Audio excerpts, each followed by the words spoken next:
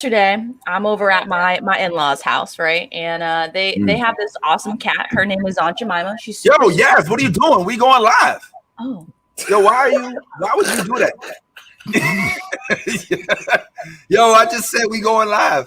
And you was telling us the story about your little cat. Yeah, I'm saying?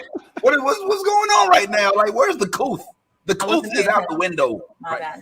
Let's start off with the new Blerd.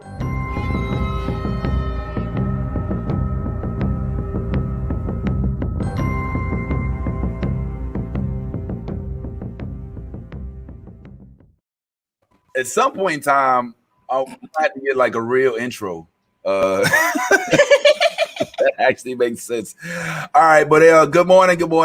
Hopefully we have as great of a morning without the Falcon and all of them. Right now, we really are talking about the dopest series, I believe, of 2020, Lovecraft Country, of which somebody in this room did not watch. Hello, yes, you. Damn.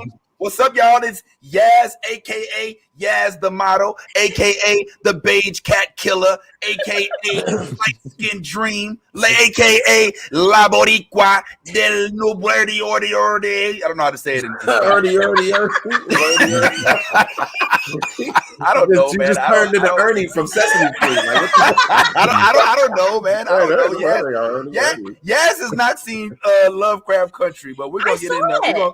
Oh, I mean, well, you just now seen it. That's pretty cool. Ty, we got Ty, aka Bad Ty, aka Drew Down Jr., aka Salsa con Fuego, con Leche. I don't know. What up, Ty? What up, man? What up, man? What up? Today I'm not Bad Ty, man. I'm actually the head of cancel culture, and we are changing. We want Ancient Mama's name changed. We want her to have a regular cat name, preferably Bob or Petunia. But she looks Ancient like Mama, syrup. Ancient Mama has to know. Yo, speaking of Ancient Mama, terrible segue. Tyrone, yeah. we try to do the worst segues ever. And so I'm just trying to think of the worst way to possibly segue to somebody. Speaking of genital herpes, we've got Tyrone here. AKA Tyrone Thornhill. That's is also known as is his first and last name put together. For those of y'all who don't know. And of course, it is all of us here to do our Thug Thizzle. And we wanted to talk about a show that we were not together to discuss originally, but this show was so dope. I believe it was nominated for multiple awards. I think it won one for best new series somewhere. I'm not 100% sure, but Lovecraft Country was in my opinion, hands down dopest freaking show of 2000. And for some strange reason, I feel like we weren't ready for it. I was upset when Yaz told me she hadn't seen it. Now, Yaz, how do you justify not seeing your Lovecraft Country up until recently, bro? Like, what's really going on, man? You really want to know? You want to dig deep? Now, actually, I'm a little afraid. now that we've asked the question, I'm like, I don't know what. Now, well, I mean, you know what? You don't got to tell us why. I didn't have HBO Max, so I couldn't watch it. And then I didn't have my Fire Stick. I had to get on that level with, Ty had to school me on that level of, home watching entertainment. So now that, I'm Fire Sticked up, I got my HBO, I'm fucking loving it and shit. I'm on Ty's level, I'm still leaving the fucking house to watch movies, but, Yeah. On occasion, that would be nice. Yes. So, all right, well, Lovecraft Country. If y'all haven't watched it, you need to watch it. One of the most innovative, one of the dopest, one of the stories that you just won't find a whole bunch of other shows out there. Like, you can watch a lot of TV and you'll start noticing that there's themes. If you watch the CW series, like The Flash, the Arrow, the legendary tomorrow. They all feel, it feels the same, you know. I mean, don't get me wrong, like they have their nuances per episode, but it feels the same. This, however, was unlike anything we had ever seen before. We were looking at a Black cultured, mixed with science fiction, mixed with all kind of lore, mixed with truth, mixed with history, and giving you that just right amount of mystery and thrill that just makes you come back for more. Yes, you've watched the whole thing now, I take it, right? Yes. Oh my God, I fell in love with that fucking show. I'm so happy I got to watch it now instead of last year because, oh my God, it was great. So what are you digging about the show so far? Like what is it? I don't know where you are in the show. I'm assuming you finished the whole thing, and everybody on here has seen the whole thing, right? All right, like you saw it from start to finish. Okay, so just to kind of preface for those who haven't seen it, which should be nobody. We have a gentleman named Tick, or also his real name Atticus, I believe. Was it Freeman? Atticus? No. Yeah, Freeman. Yeah, no, Atticus. I thought that was George's last name. I didn't think it is. They're all in the same family. Yeah, that's his dad or his uncle. Yeah, they're in the same family. Yeah, so Atticus Freeman is the protagonist of this show. It starts with him coming back from the Korean War, and coming back from the Korean War to his hometown of South Side of Chicago, and he's basically just trying to come back and see what's really going on, and that's where we begin. It's here where he meets. He has rekindled his relationship with, if I'm not mistaken, this is Letty, right? Letty, yes. All right, Letty, who we all know as the Schmole who didn't cry wolf. You know, and we also remember her from Underground, which was one of the dopest shows. Also, a show produced by Misha Green, who is the producer, director, and writer of this show, which also has the executive producers that happen to be J.J. Abrams and the one and only Jordan Peele. So, what do you think about your girl, and what do you think about your boy, so far? I love Letitia fucking Jackson. Like, no lie, that first episode when she's screaming at them in the car, that was like, I fell in love with her spirit. Like, no lie. Like, I see a lot of myself in Letty. So I personally loved her character. I loved just her relationship with Atticus and how it grew. Atticus, he played a damn good character. I was in awe actually of a lot of things that, you know, like he like his depth as a character, like it was amazing in this show. It showed a lot of just like, you know, range for him, from, you know, him having to deal with serious things to him being emotional, you know, and like, you know, just everything about it. You know, it was directed and produced amazing, and I am in awe. I cannot wait till the second season comes out. Oh, well, that's dope. Well, do you all right, now I'm gonna keep it real. I haven't watched the show in a long time. We were supposed to rewatch it. Didn't happen, you know, but I do kind of recall what happened when you first started this show, on episode 1, episode 2. What's going through your mind? Are you like, okay, so you texted us. You texted us. You was like, what? Yes. Yes. Okay. So the first episode, y'all got that text message like, what the fuck do y'all have me watching? First, and that's the first episode. Like, you're just like, I'm so mindfucked. I have to keep watching. Like, you cannot stop. Like, after that first episode, and that's what I loved about it. And I loved, like, you were just like, the first episode's still going, bro. Like, oh shit. Like, you know what I'm saying? It wasn't like you're like, damn, like what the fuck? Like, they gave you a lot of things in the first episode, and they drew you in to, like, you know, more understand. Like, I loved the whole plots. The plot of the story was awesome, from the shape shifting to, you know, like their wizards, you know what I'm saying, witches and stuff like that. Like, to like just, you know, the times, you know, like going back in time and just seeing really how like things were, you know what I'm saying? Like when the cops, you know, like when they grabbed the little boy, you know, in the street and threw him to the ground, and they were like asking him, did he rape her? And, you know, the white lady, you know, that was like, you know, very disarranged, but we found out later on that it was Letty's actual sister that was shapeshift into her. So it's incredible. Like I loved the CGI, and I'm just wondering where the fuck it's been this whole time with every other thing going on. Like, word, yo, that, you know what I'm saying? And that's the beauty of it. Like I remember seeing the trailer for it and thinking, yo, I don't know what that is, but that shit looks dope as fuck. Right. You know what I'm saying? Mm-hmm. I can't wait for that to come out. And the dopest part, when it came out after the first episode, I was like, I don't know what the fuck this is. This is dope as fuck. like even after watching it, we were still like, right. The second episode. Sure. It's even more like, what the fuck do you want? Oh my, like, you guys remember your text messages. I very well. I was not shy. Yeah. The Asian lady with the 9 tails coming out of her. Yeah. That bitch is scary, bro. Right. Okay. Like, what the hell? And I wish we could have seen like how she got mixed, you know, with that 9 tail. That would have been like super cool. You know what I'm saying? When it possessed her to like take over her body and everything, like, because you heard the conversation she had with her mother. Like, her mother did that to her basically to get revenge for her husband having sex with her and raping her as a child. So wow. I'd love to see how that happened.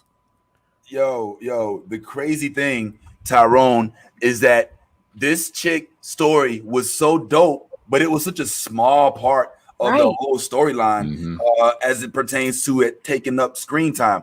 Now, when you first saw Lovecraft Country, Tyrone, what was your thoughts on it, man? Was you like, oh, you know, well, obviously I like it, you know, it presents, you know, I mean, what's going on, man?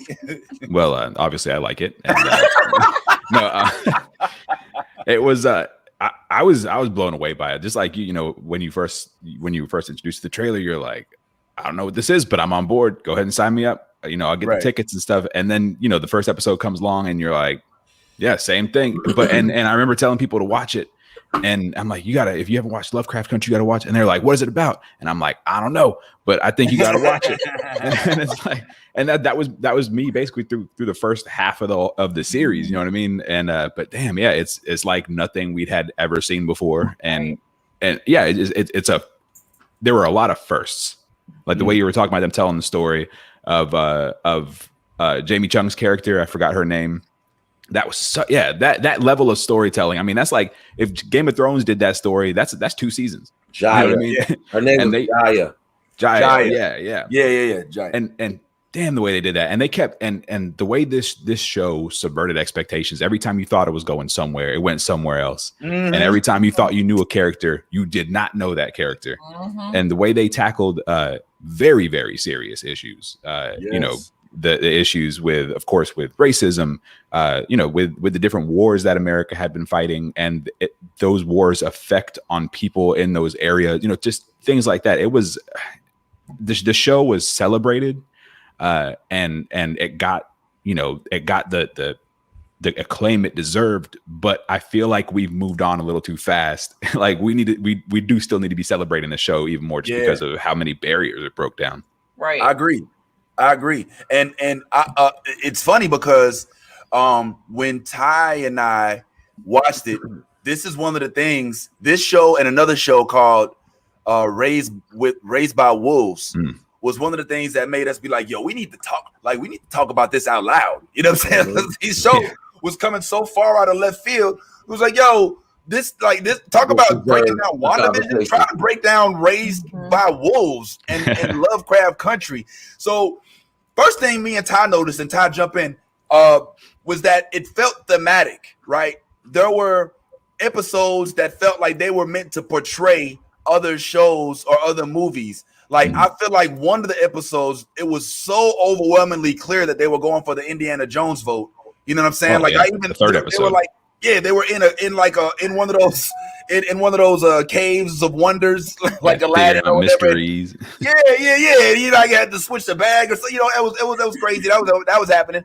And then there was like I felt like there was Ghostbusters. There was like a little might bit have been a Doctor Who moment. There was Doctor Who. Oh my God, there was Doctor Who. Like the Hippolyta episode, especially was very that was my favorite episode. That was my favorite episode. Now, have you had a chance to kind of really dive in to the Hippolyta aspect. First of all, let's just go down the characters real quick, if that's all right. You know what I'm saying? If we could just dissect these characters. We got Tick, all right, who's I think Lee Majors. Jonathan Majors. Excuse me. All right, soon to be in, I think, one of the Marvel movies. I can't remember which one. He's going to be in the third Ant-Man movie, Quantumania. He'll be playing Kang the Conqueror, and I'm so fucking excited for that. Yeah, that's going to be dope. Wow, Tyrone proving his worth here on New Blerd. So yeah, definitely Jonathan Majors. He's going to be in Marvel. We're geeked up about his roles because he is clearly in this. He has solidified himself as an official, legitimate, dope actor. I'm talking about, like, honestly, like, I see him like being like a new. Now, don't get me wrong. I know Denzel was, all happy, all handsome, blah blah blah, that. But I think this dude has the chops to like be one of the most noteworthy black actors of our generation. Now, Ty disagrees with me about about Journey and Letty. He be hating on her, man. He don't. What? Yeah, he got a problem with Letty, man. I don't know why. I don't think she's the greatest I don't think she's the greatest actress. Bad Ty doesn't care about light-skinned people. No, exactly. He's so colorist right now. Why you hate your own kind? Right. Light-skin hating. You one of those old self-hating Jewish. What they call them? I don't know. The self-hating. You can't be out here hating on Jussie Smollett's sister, man. You can't. I know, right? Yeah. That family is such a stand-up family. Tyrone. Here's what's so funny. He was hating on her so bad until she had that sex scene. And he was like, "Yo, you know what? Yo, she ain't all that bad. Yeah, I mean, she alright. You know what I mean? Like, am I wrong? Am I lying? Yo, I was like, she had more than what I was expecting. That's all I said.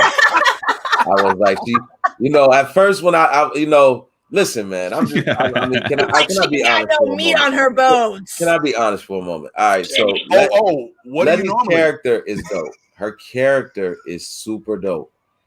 I'm just not like I don't think she's the greatest actress. I'm not saying that she didn't do well in the part, but she like just the history of me seeing her in movies, like I'm saying she played a little kid for a lot of stuff. Yeah. So when she was a little kid, right? No, that's what I mean. She played a little kid. Well, yeah, you're right. But I mean, she did a good kid. Yeah, she did. Yeah, she played her part well. She did. She played her part well. But But when it comes to like other stuff that I've seen since she reached adulthood, I don't think her acting was the best. You know me. I'm always critiquing acting. It's not the movie you play in. It's just you. And Jonathan Majors killed it, of course. Hippolyta, the character who played Hippolyta, she killed it. You know what I'm saying? I mean, George even killed his parts for the small time we had him. But oh wow, yeah. But I mean, even down to the little girl, his Atticus's niece or cousin or whatever. Dee killed it. Everybody killed it. And I'm not saying, again, I thought she did well, but I think if I was to grade her against the rest of the cast, I would say she probably had the least, best performance out of everybody. Wow. That's interesting. I feel the exact opposite way. I feel like she killed it.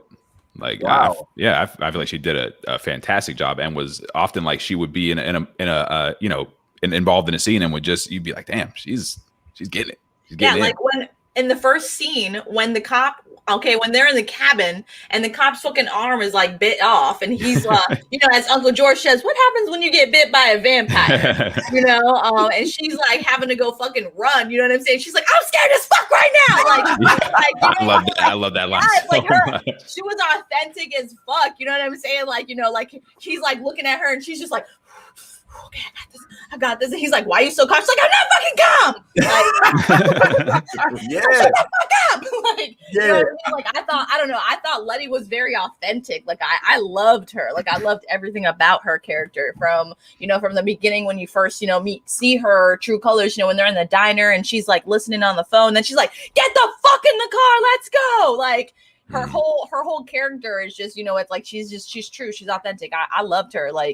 I loved her character, and her sister did a damn good job too. The character that played her sister, Ruby. Yeah, goddamn, dude, amazing. Ruby was amazing. Ruby. Yeah, Ruby was amazing. She really was. Ruby, and keep in mind now, Ruby, I respect Ruby, and I know that a lot of British actors are getting a lot of hate, but for a British actor, at first I was waiting. Now listen, I've seen the actors that plays Ruby in a whole host of other stuff. Me too. Mainly comedic, honestly, and frankly, she used to annoy me in the parts that because she always played some pish posh. You know what I'm saying? Like, okay. Was that right? Really? Okay, whatever, and I'd be like, oh, fuck this one, you know what I'm saying? But then this comes out and she has to play a Southern belle with a Southern drawl, and she's a singer and she has to get out there and talk with her sister Letty, who got a different mama but the same daddy or whatever that is, and to try to hold that up. And her storyline is ridiculous. Yes, she basically is a white woman, as I described it. That was it's a wearing. Can we just take a pause and just go back to this scene where she fucked her manager in the ass with her shoe, bro, and then let herself. Do you remember that? No, you don't remember that? Oh my god! She absolutely repressed the memory. So she wanted that job at that store. Remember, as the manager, she got that job, right? And then she started noticing that her general manager, the dude that hired her, was coming on to her. So she was like, okay, let's run with this. But after she saw him try and mess with the other black girl, and she tried to get away from him, that's when she got vengeful, and she's like, fuck this shit. She's like, and then he ended up firing that girl because she basically just ran away from him and dismissed his ass. And then she took him upstairs. Ruby took him upstairs and she took her shoe. Yeah, that's right. Yeah. Remember, she put the belt around his neck, made him beg, and her feet and shit. She made him very submissive. Remember that? And then she literally made him get on the ground, and she took his pants off and everything, and she fucking picked up her shoe as she was shape-shifting and fucked him in the ass with her shoe. And I'm like, oh my god! Yeah.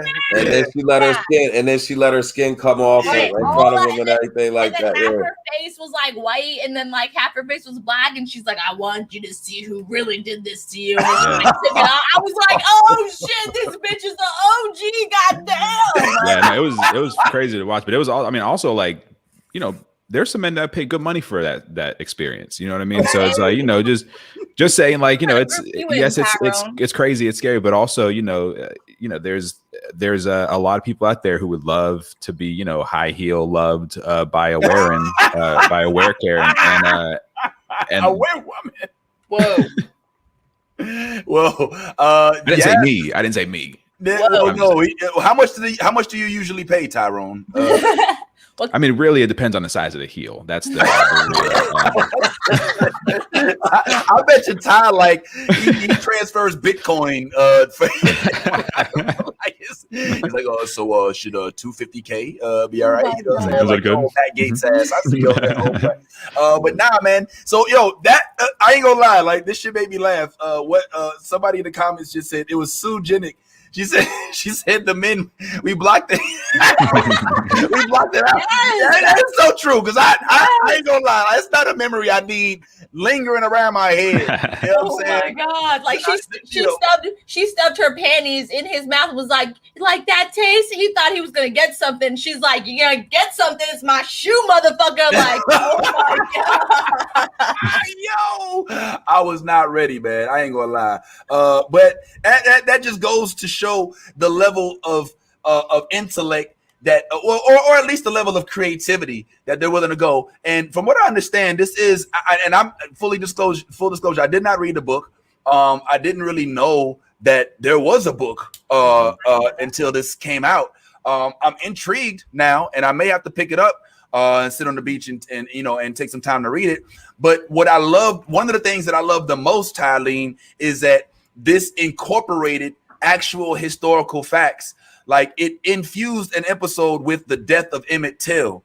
For those of y'all who don't know, Emmett Till who basically came down south, was visiting like one of his cousins or something. I'm paraphrasing that part. But while he was here, some white lady walked by that him and his friends, I guess he was like 14, and I guess he whistled at her. And some white man was like, I know you didn't just whistle at my beautiful Southern male queen, and like beat him to death, fucked his whole face up, like hung him, lynched him, set his body like just completely desecrated his whole body, and then sent him back home. Right. And it was legal. The police was like, yo, well, next time you don't want to get beat and fucked up like that, then don't whistle at one of our white women. And that was his life. They put that in an episode. They had the actual funeral of Emmett Till in the episode, and they spotlighted how gruesome it was. And not only that, some things that I wasn't even really fully I didn't really like. One show that we haven't really unpacked yet, which we'll put on this list, is the show Watchmen on HBO Max as well, where one of the first scenes they give a gritty depiction of the Tulsa riots, the Tulsa bombing in 1921, and what used to be called Black Wall Street. This gave me, and it was in that scene in the Watchmen where I really was able to envision what it meant to be bombed. Like, I think, when you hear it, you're like, oh yeah, bombed, right? But then when you see like the planes, because when you think bombed, right? For me, I'm thinking like from planes high in the sky, like modern day, like they're like little like low flying planes right over the street where you can see people running, dropping bombs on them and stuff like that, just like they did with I could go to Harry T. Moore, who did end up having his home bombed on Christmas Day because he was standing in support of the Groveland Four. But I'm getting too historical. But Tyleem, like I was saying, for them to bring that in, one of the things that I noticed was that they made sure that the scene depicted the gross smell. Like, they kept Emmett Till's body, let it rot, and they kept it as desecrated as possible because Mom wanted them to see. Mom wanted the Chicago folks to see what they have done to her son, get angry, and let's fix this shit. And that was what this episode actually depicted. And Ty, I know me and you broke that down, but that's one of the things I thought was the dopest. I don't even think that was the only one. Were there some other historical things that went on, Ty, that I'm not even bringing up right now? Oh, the sundown county. Sundown towns. All right. Yep. The sundown towns. And I mean, another thing is Ty, is he froze? Is he asleep? No, I'm here. I was checking something while you was talking about it. Okay. My bad. But yeah, one of the other things, like, thanks, Yaz, for bringing that up. The sundown towns. Another thing is they gave this gritty, so necessary depiction of what it's like to just grow up in a black neighborhood, but then move to a white neighborhood and have to be confronted with what that means, with folks that are angry at you just because you're coming up in the world and you're now sharing their space. They hesitated not at all to go over there and let them know, like, listen, little niggas, I know y'all got your little money or whatever, but don't be starting no trouble around here. You know what I'm saying? It was like, yo, what the fuck? And that was it. It wasn't. You see, what Lovecraft Country is doing is something that showed them, or they, or what's them. I haven't watched it yet, and we're gonna tap into that probably in the next couple of weeks. But that's a show that I'm reading is a little over traumatic. Like, it's got people in, like, they're like, yo, bro, like, real life is hard enough. Like, I don't want to, Get Out was cool because it was, but this is a little, like, I don't really want to go, to get my mail and even look at my neighbors anymore because I don't want to hate them as much as I do after I watch this. So I just thought that it was really brilliant, Ty, Bad Ty, in depicting these type of things, man. Did you find what you were looking up? Yeah, it like when it comes to Lovecraft Country, because like you keep saying, we broke this down like to the finest degree. I think what stuck out to me was the way that the directors spotlighted these issues and also gave you reverse perspectives.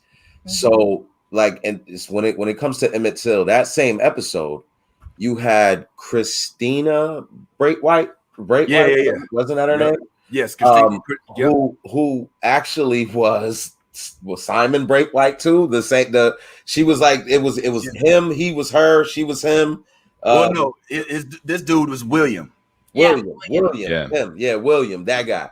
So the thing that really stuck out to me in this episode was the fact that Letty's sister was the one who kind of had to break all of this down for Christina. Now, when she broke all of this down for Christina at the time acted as though it wasn't her concern. But later in that episode, you see her with two white gentlemen walking to a pier. They say, I don't understand why you're doing this. But after that, she's like, yo, they commenced to like literally beating her to death. Oh yeah, right. They beat her up. Yeah, that was they're beating her to death, and then after they beat her to death, they took and they threw her body into the lake or the river or whatever. Barbed wire around her neck and everything like that. And the reason that they showed it that way was because the directors wanted to illustrate what exactly happened to Emmett Till. But you get to see it happening to someone who resembles yourself. Yeah. And maybe at that time, like it resonates a little differently. Right. And that was like for me, I was like blown away when I saw that whole scene. I was like, wow. Like the to go there and to take that risk and to be confident in that moment to do that scene. I was like, yo, this is I knew already at that point this show was going to be crazy. Yeah. I knew I was like, yo, this is they doing this, you know what I'm saying? And then, you know, to my theory, they came, I think right after this, or was it right before this that they had the Hippolyta episode? Oh, I think it was after this. But the Hippolyta episode was, oh my God. Well, Tyrone, I don't want to stop you. Look like you about to say something. Am I tripping? Oh no, I was just going to add to that point that, you know, about having Christina Braithwaite being the one who was going through that in the moment. It was such a smart move on the writers and directors' part, just because we're all so, you know, we in these situations in a typical show that addresses Black issues, you see so much Black suffering, and it's to the point where you're like beat over the head with Black suffering constantly. And here they are, they're like, we're gonna make it so it's not only the Black folks feeling this. Like they're like, we want to make sure that everybody can know how this feels, and we're going to take, you know, this blonde-haired, blue-eyed white girl and let her suffer the same kind of trauma. And it was uncomfortable, and it was poignant. It was done so well. I just wanted to jump on that real quick and just say that was just one of the many things that set this show apart from any other thing that we've seen before. Yeah, you're totally right, Tyrone. Just because, like, you know, like they used a white woman, just like you said. You know what I'm saying? Like they could have used a white man, but they used a white woman. You know what I'm saying? So like when I watched that, I was like, holy shit! Like I just was in awe. Like I had to stop and pause it, and I was just like, what the fuck did I just like? Like I was like, I don't know. I gotta go downstairs and like walk away real quick because I was just like that was crazy. You know, it got me in so many different ways. But like you're right, it did like, you know, those points, those writers they did amazing on that because they did make everybody feel that, you know, whether they wanted to or not. So yeah, but go ahead. Oh, I don't mean to derail us. I'm really excited about talking about the Hippolyta episode. Like, so me too. Yeah, I'm trying to. Look, I wanted to start with the Hippolyta episode, but you know what really makes me like really happy is that Tyrone. I feel like he had the same response we did when we watched that Hippolyta episode, where it was like life changing. It was like life changing. It was like, oh my God! Like, you know what? Fuck it, bro. The energy was definitely crazy. The energy was definitely crazy when that episode came out. Yo, the Hippolyta episode was an out-of-body experience. You know what I'm saying? Like, first of all, the brilliance of having a Hippolyta. First of all, if you're not familiar with mythology or with history, you might hear Hippolyta and be like, who the fuck names their kid Hippolyta, right? Like, what the fuck why would you want hippo in your name, period? You know what I mean? And then you start to do your research and you realize like, oh, Hippolyta is like an actual Greek mythological character, you know, like the daughter of Ares, you know what I'm saying? The queen of the Amazons, you know, like we don't even know about this shit, but they're throwing it in there and they're smart enough to let you research it on your own. You know, I love it when a director or a writer or a producer is able to adequately and accurately depict the level of intellect of their viewers. And they don't tease you the way they did on that first Nevers episode where they have to spell everything out for you. You know what I'm saying? I like being able to do what we did with WandaVision and kind of peel things apart, put them back together. Lovecraft Country was everything about that. But this Hippolyta episode, bruh. First of all, to know who Hippolyta is, you have to know that first, she made a brief appearance in like the first episode. What you doing, George? I'm trying to fuck my wife. You gonna fuck your wife, George? Yeah, I'm gonna fuck my wife. Yeah, this got kind of weird. I'm sorry, Dad, if you're listening. But yeah, Hippolyta was such a small role. So the way they set it up, all you knew Hippolyta as at this point was George Freeman's wife. She's an insignificant character. She's the ride. They basically, her car had more of a role than she did 6 episodes into this series. And then all of a sudden, Hippolyta has this experience where she goes to space, comes back as Cardi Blue, and just I mean, look, it's crazy that woman like that. Don't do that, bruh. Look. There's a woman with an afro that she gets met up with when she's on this out-of-body experience. First of all, refresh my memory. Why is she even there? How did she even get to be in this out-of-body? Now, yes, you're the most recent to watch it. Yeah, okay, so basically what happened was she brought Dee there because she was trying to fix the machine.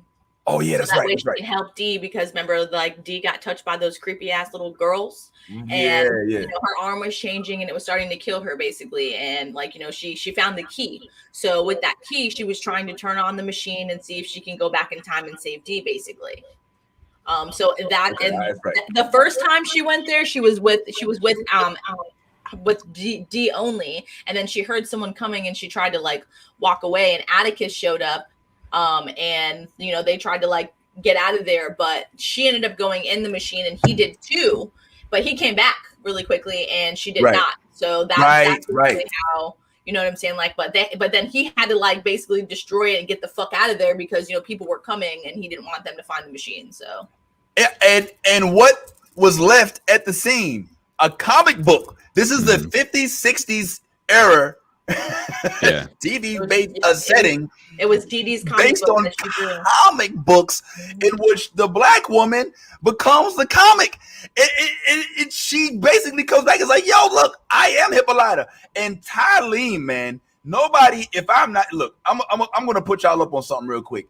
Nobody breaks this down better. At the time, there was a whole lot of stuff going down with regard to, you know, obviously, you know, just to be a person of color or a black person in the United States comes with its own experience. But Tyleem was able to accurately wrap this up. I'd never seen this dude so on. I don't want to say never, but this right here, just first of all, peep the growth, and watch how Bad Ty breaks down what happened with Hippolyta when she's on the spaceship and she meets this supreme being and has no idea what the fuck is really going on. That being, when she first encountered the being, told her this is not a prison. That was such a strong fucking statement. When she said this is not a prison, I know it probably blew over half of the people out there's mind, because I had to think about it for a second. But once I started watching everything tied in. She was basically telling her that this is only a prison if you make it, because you are not limited to anything. You are capable of everything. And what happened to Breonna Taylor, because we ain't gonna forget, we gonna keep saying her name. You know what I'm saying? What happened to Breonna Taylor is another representation of limiting a black woman's worth. And once she found out who she was and who you are, black woman, you are unstoppable. That was exactly what I saw in how they put it on screen. Tyleem Umar Johnson. I just want to point something out real quick about that. Ty, did you have Pippi Longstocking braids in your hair? Pippi Longstocking braids. I saw them, bro. I saw them.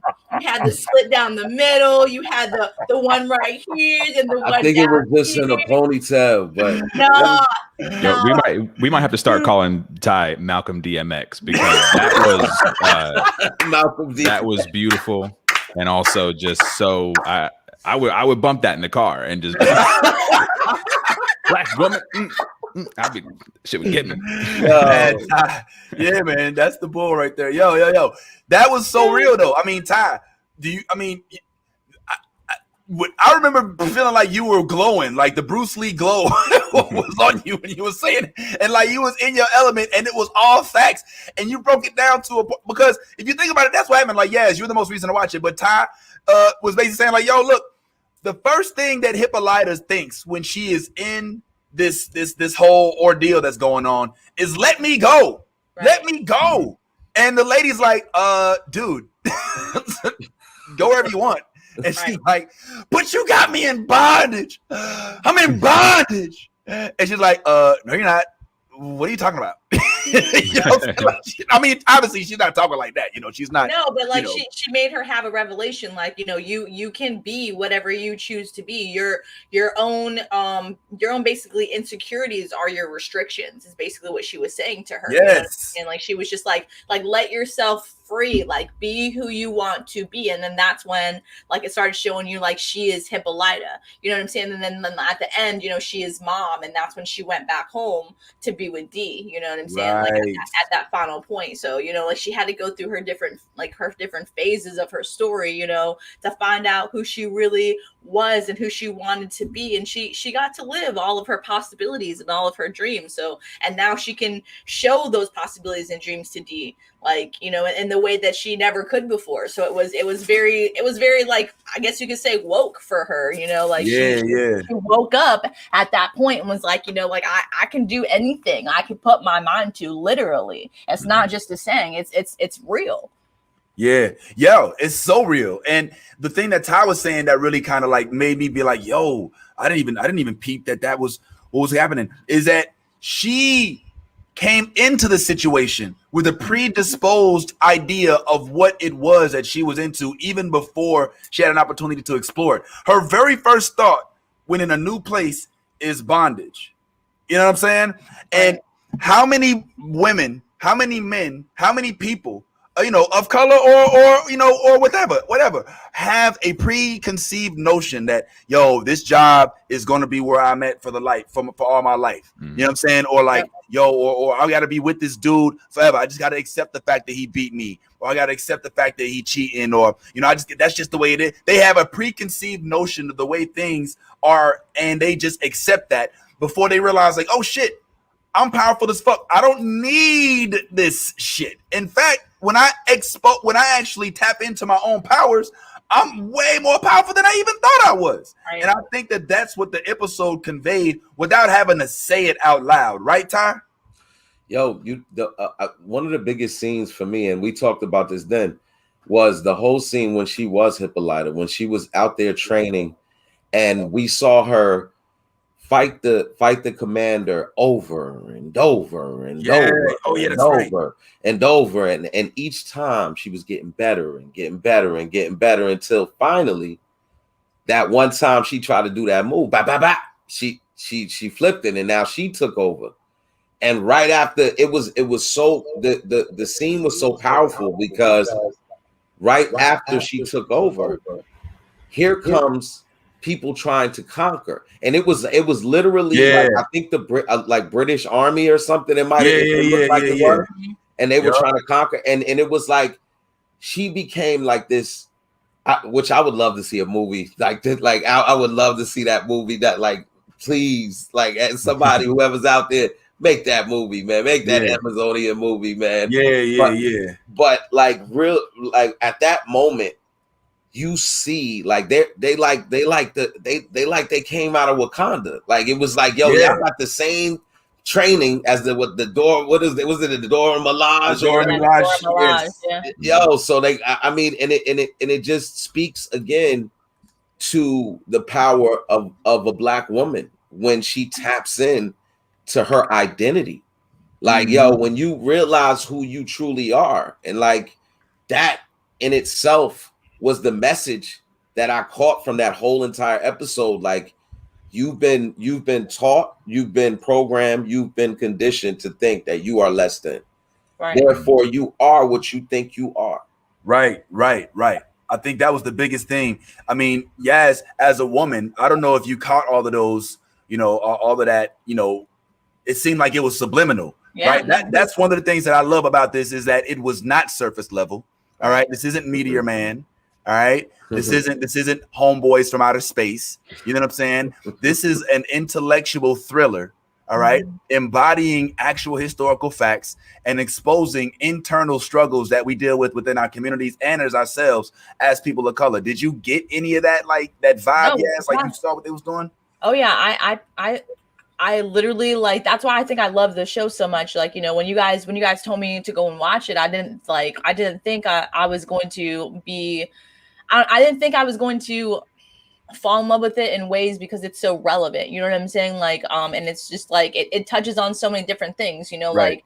like especially with being a woman, and like, especially like with the fact that, like we are women. Yes. But we do put a big, I guess you could say, weight on our shoulders when it comes to, our dreams, our goals, and our beliefs, and then we do that in every factor because we've always been told, we're not this, we're not that, you know what I'm saying? So yeah, that was very eye-opening because, Hippolyta, she became everything that she was told she could not be.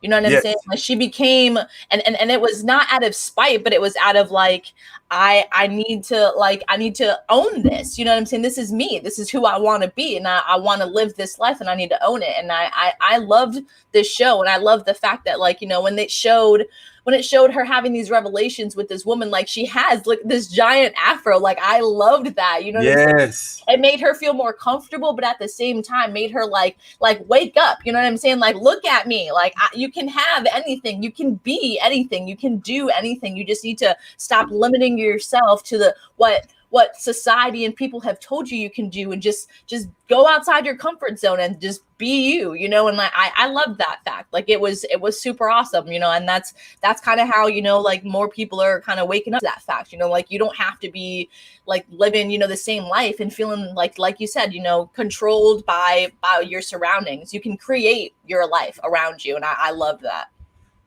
Ty, one thing you said when you gave us your filibuster, when you had your thing, which you was like, I don't know if y'all caught it, but I watched this a couple times.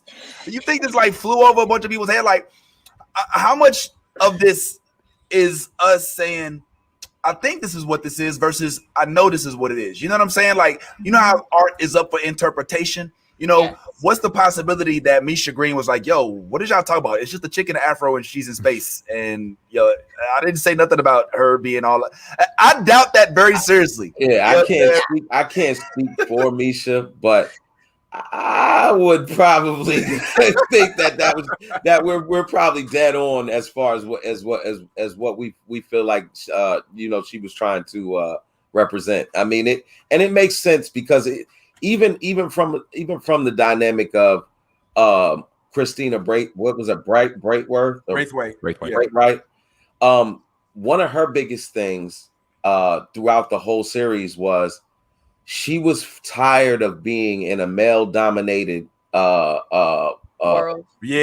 True. Yep. Where she was underappreciated. Yep. and she was quite powerful.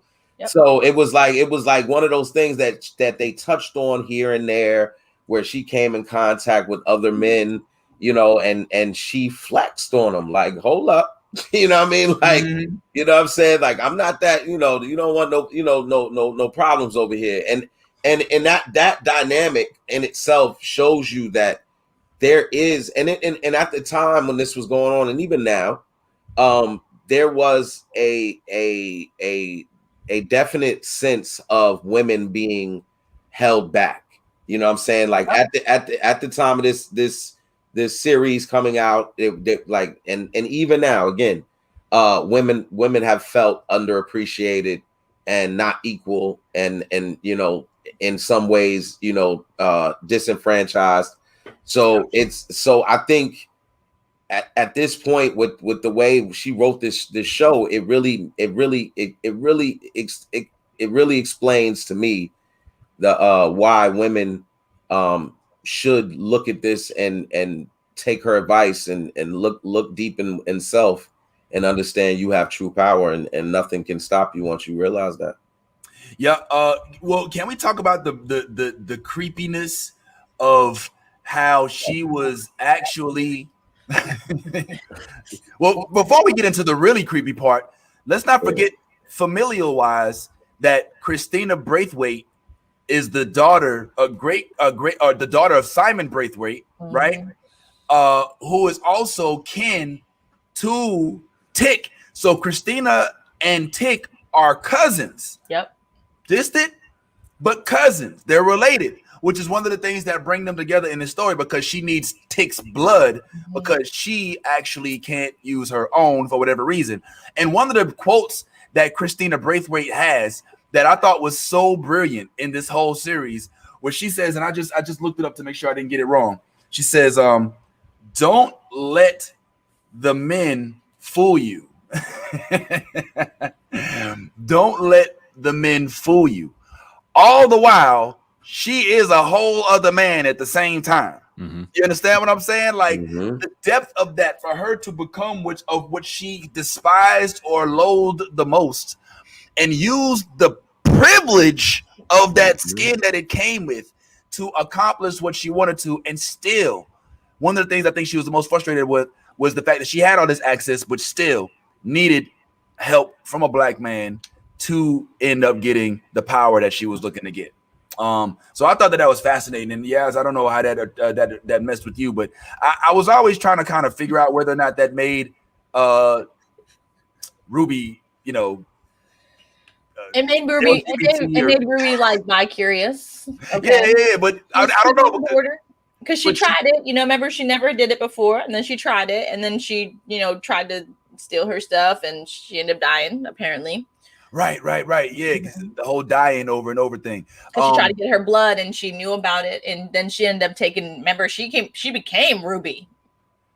Oh, yeah. Remember at the end, at the very end. Oh yeah, that's right. Yeah, she had made her own little did that.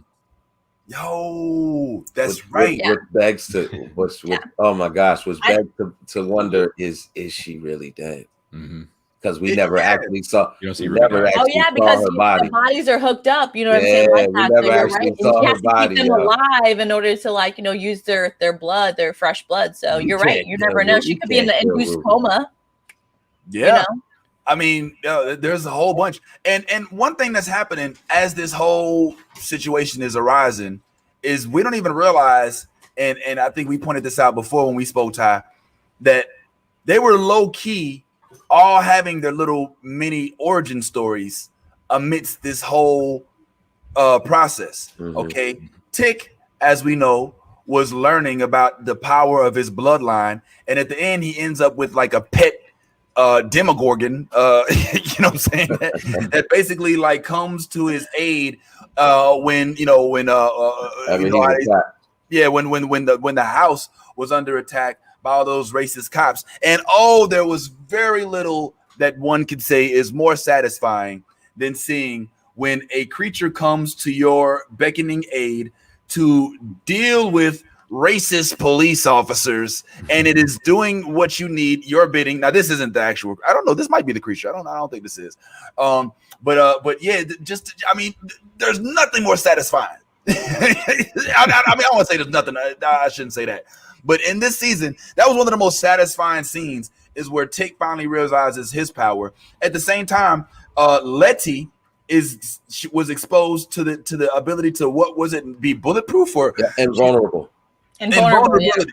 Yeah. So she had the temporary power of invulnerability because Tick's cousin Christina is a witch, and was able to grant her with certain powers. We've already discussed Ruby being a werewhite woman. You know what I'm saying? So she has the ability to basically shapeshift, which is her superpower. We learned that Hippolyta is basically like Captain Marvel of this series. You know, she didn't realize it until halfway through it, until she was shipped into a whole other dimension. But she's freaking Captain Marvel. Almost everybody in this series has some sort of superpower, except for good old Montrose Freeman. Dick him down, Freeman. Oh yeah, his superpower. Yeah, that got real weird real soon. Yo. Like, no lie. Yo, Vince, No lie. Like where? Okay, so hold on. While we're on this subject, okay, I know this sounds really weird, but my mom and I, when we were talking, and we're like, where did they like the cop Montrose? Where did they get all this spit from? Like they were just like huffing, like, Oh my God, you know what I mean? Like what the fuck? Wow. Like that was super gross, bro. Like when fucking Dee Dee got the nasty, you know, like curse on her forehead, and then he like put the spit in wait, I was like, what the? I couldn't watch. Yeah, it was just And then he went to the drag queen show. I was like, he went to the show? What? Well, I've noticed a theme with I think what's his name again? Michael K. Williams. Michael K. Williams. AKA Omar, AKA Montrose, AKA you might get beast fucked. Yeah, because he had a whole he went kind of he towed that ass up. If I may say so myself, not a resounding endorsement for sick. You know what? Let me stay away. No, I'm gonna say like this because it was one of those scenes. It was one of those scenes. It's one of those scenes where if you don't have the remote close by, you've already been violated. Like it's too late. Like that's how fast Montrose moves. Like he comes into a room, you don't know the energy until it's too late, and it's like, the scene. He came in the room. He seemed okay, and then that things weren't. It was just that fast, and it was honestly, that this is a consistent version of Mr. I'm not questioning anybody's whatever preference, whatever you like. Yeah, but this is definitely a consistency because he's also has this same plays this same type of part on another Netflix show. I forgot what it's called, where he's like he plays like a cowboy in New Orleans or something like that. It's real. It's weird. I'll look it up, but it's not Happen Leonard, right? It's not Happen Leonard. Oh, he's also of the persuasion in Happen Leonard too. Yes. Wow. Yeah. Well, listen. Absolutely. Let me say as you. I'm not judging anybody. Listen, I'm 100% in support of the LGBTQI ABC community. I'm with it. Yeah, did you just say ABC after that? ABC. Yeah, all that. But something gives me the inkling that Michael is protest acting, or like what I don't know if there's a word for it, but he's legitimately trying to convey a message through the roles that he's playing. I mean, for him to play the role he did in The Wire with, I'll never forget that scene. He's like, and then we're gonna come around this way. Y'all gonna lead them this way, and then we're gonna come around, and that's when the danger comes. And then the little boy was like, and that's you, isn't it? He's like, what's me? He's like, danger.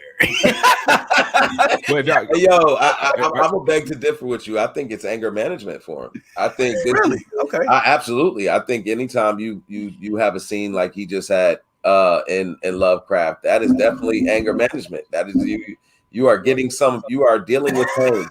You are dealing with pain in a way that is just we don't understand it, but it works for you on camera. So shout out to Michael.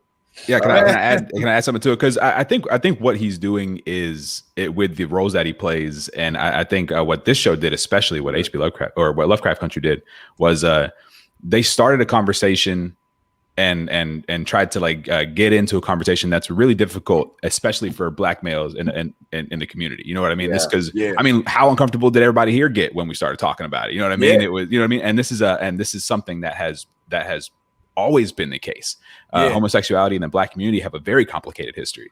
Absolutely. But you know that we have Black men who are gay men, and they have to deal with that all the time. And I think that's why you see Montrose struggle so hard in the show, and that's why you see the duality of it. Like you know, at one point, you know, he's, you know, this kind of your basic idea of a masculine father figure, this and that, but he knows that's the role he has to play instead of the role that he wants to play, which is, you know, somebody who's a loving being who just happens to love men, you know, that sort of thing. So it's they did a really good job with that conversation, and just kind of how it, you know, I think it helped to kind of put us in the shoes of people who have to constantly hide who they are, and rely on, imagine being a gay Black man in that time, and then being like, well, I guess I just got to pretend to be a straight Black man, and then you pretend to be a straight Black man, and people want to kill you for that. People want to hate you for that. You know what I mean? This is the layers of hate, and then you can't fall back into your own community for that comfort and to share your struggles and your strife, and that's, you know, so it causes this kind of traumatic sadness that we see in Montrose. And I thought it was another just one of those brilliant ways that they you know, that they had really hard conversations in this show. That's a great point. That's a great point. And I needed to be said here, you know, like on the New Blerd Order, man, we're all about inclusion, equality. We want you to be, as we say at the end of every show, your authentic self. And that includes the people on our very own broadcast. So we want to go ahead and give Tyrone some time right now to speak his truth, and just go ahead and come on out. And it's okay, bro. You know what I'm saying? Like, listen, we love you for what you are, not for who you do. All right. Oh my God. So listen, bro. But let me just say, if I were coming out or something like that, I would feel safe in this group. I feel like this group is a group that and as we're all still kind of growing as people, you know, I feel like this group is a group that does embrace that kind of thing. So, you know, for anybody out there who does feel like you want to be your truest self in that way, and maybe you're not, then, you know, hopefully you can lean on a community like this, you know, to help you to get to that place. Amen. And by the way, I'm just, you know, it was probably a bad play on jokes. No, I get where you're going. but you are welcome at any time if you want to, you know, break some news here.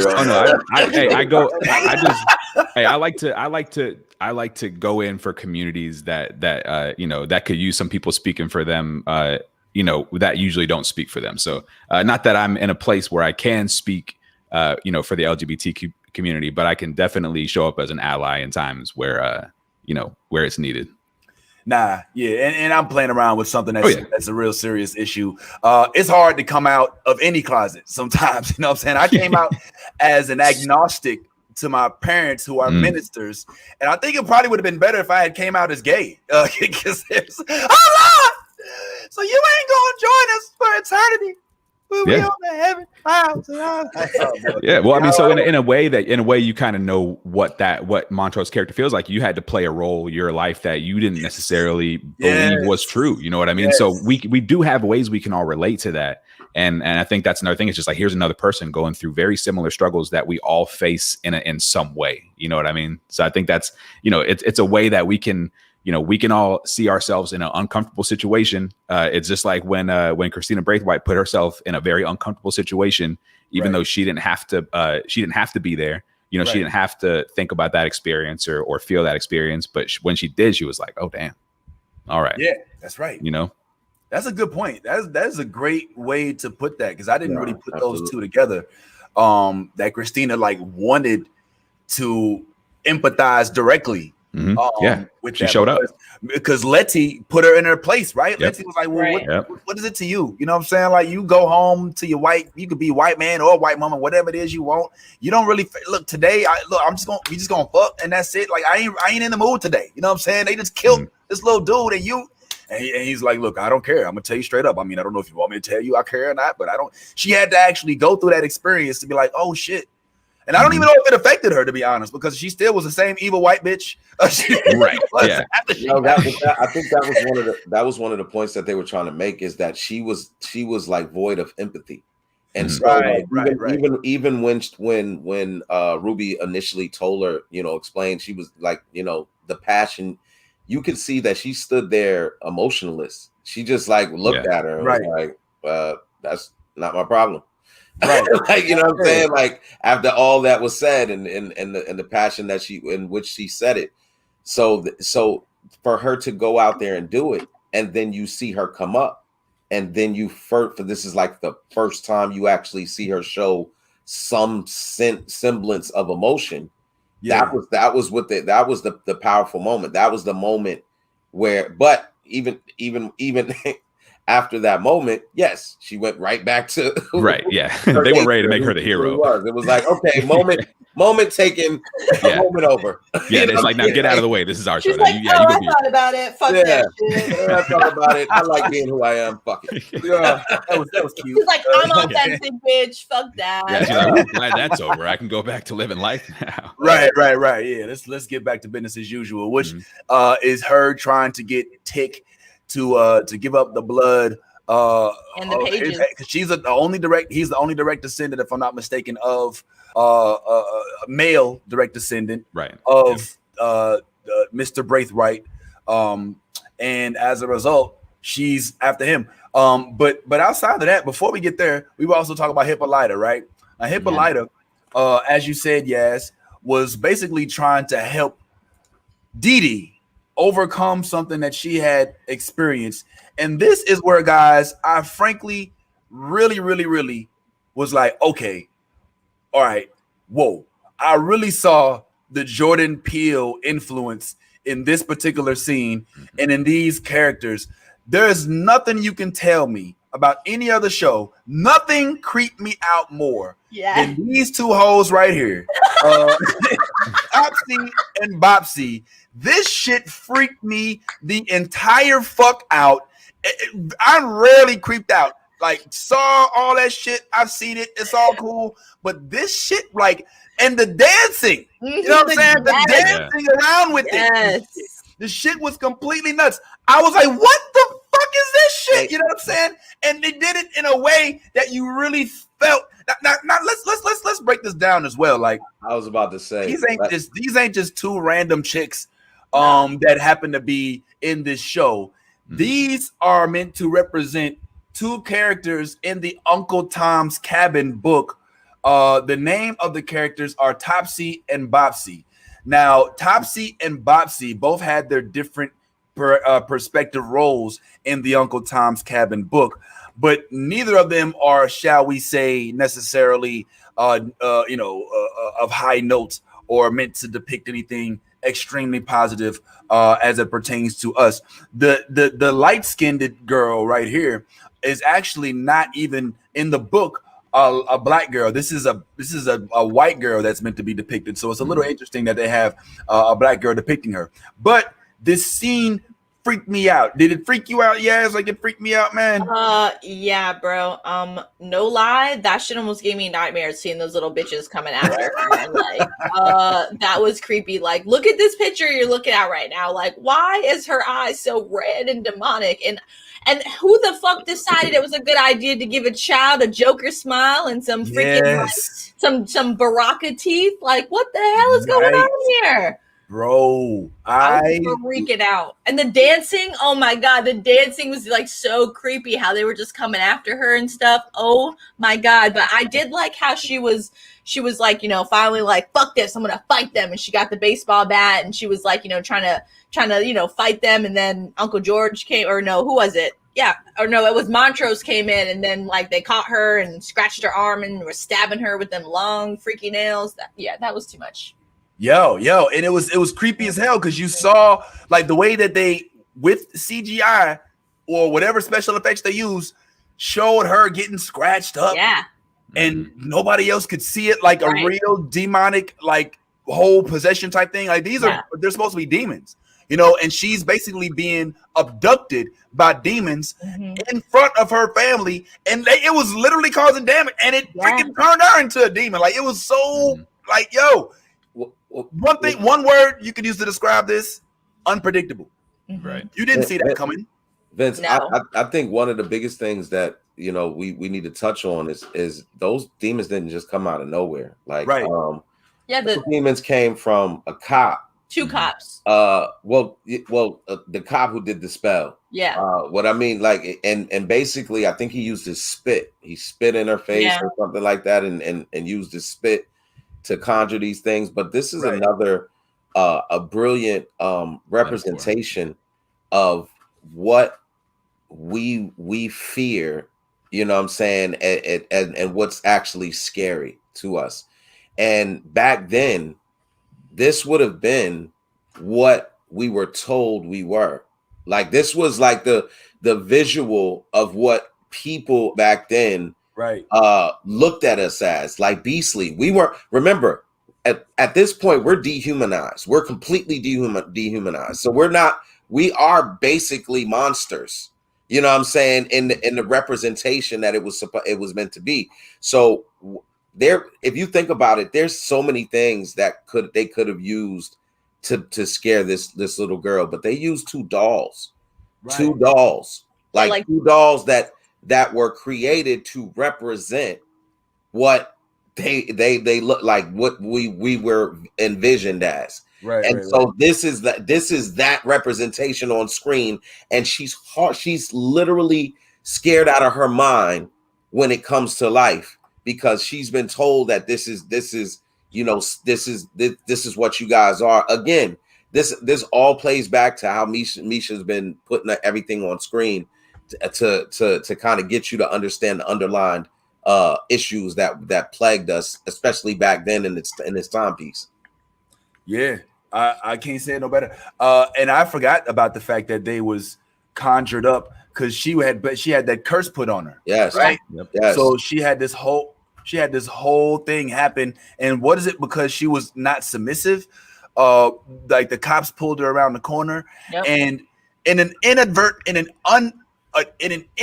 overt way. Is that proper English? I don't. I think it wasn't just a random occurrence, though. I think they realized who she was. Yeah. I think that's what it was. They recognized that she was associated with ticking them, I guess. You know what I'm saying? So this was like a move to kind of put them at their will to do what they wanted them to do. And it kind of backfired. Yeah, because remember Christina, when they sought out Christina to try and help them, she told them that this was done with blood magic, and the person who did it has to take it off.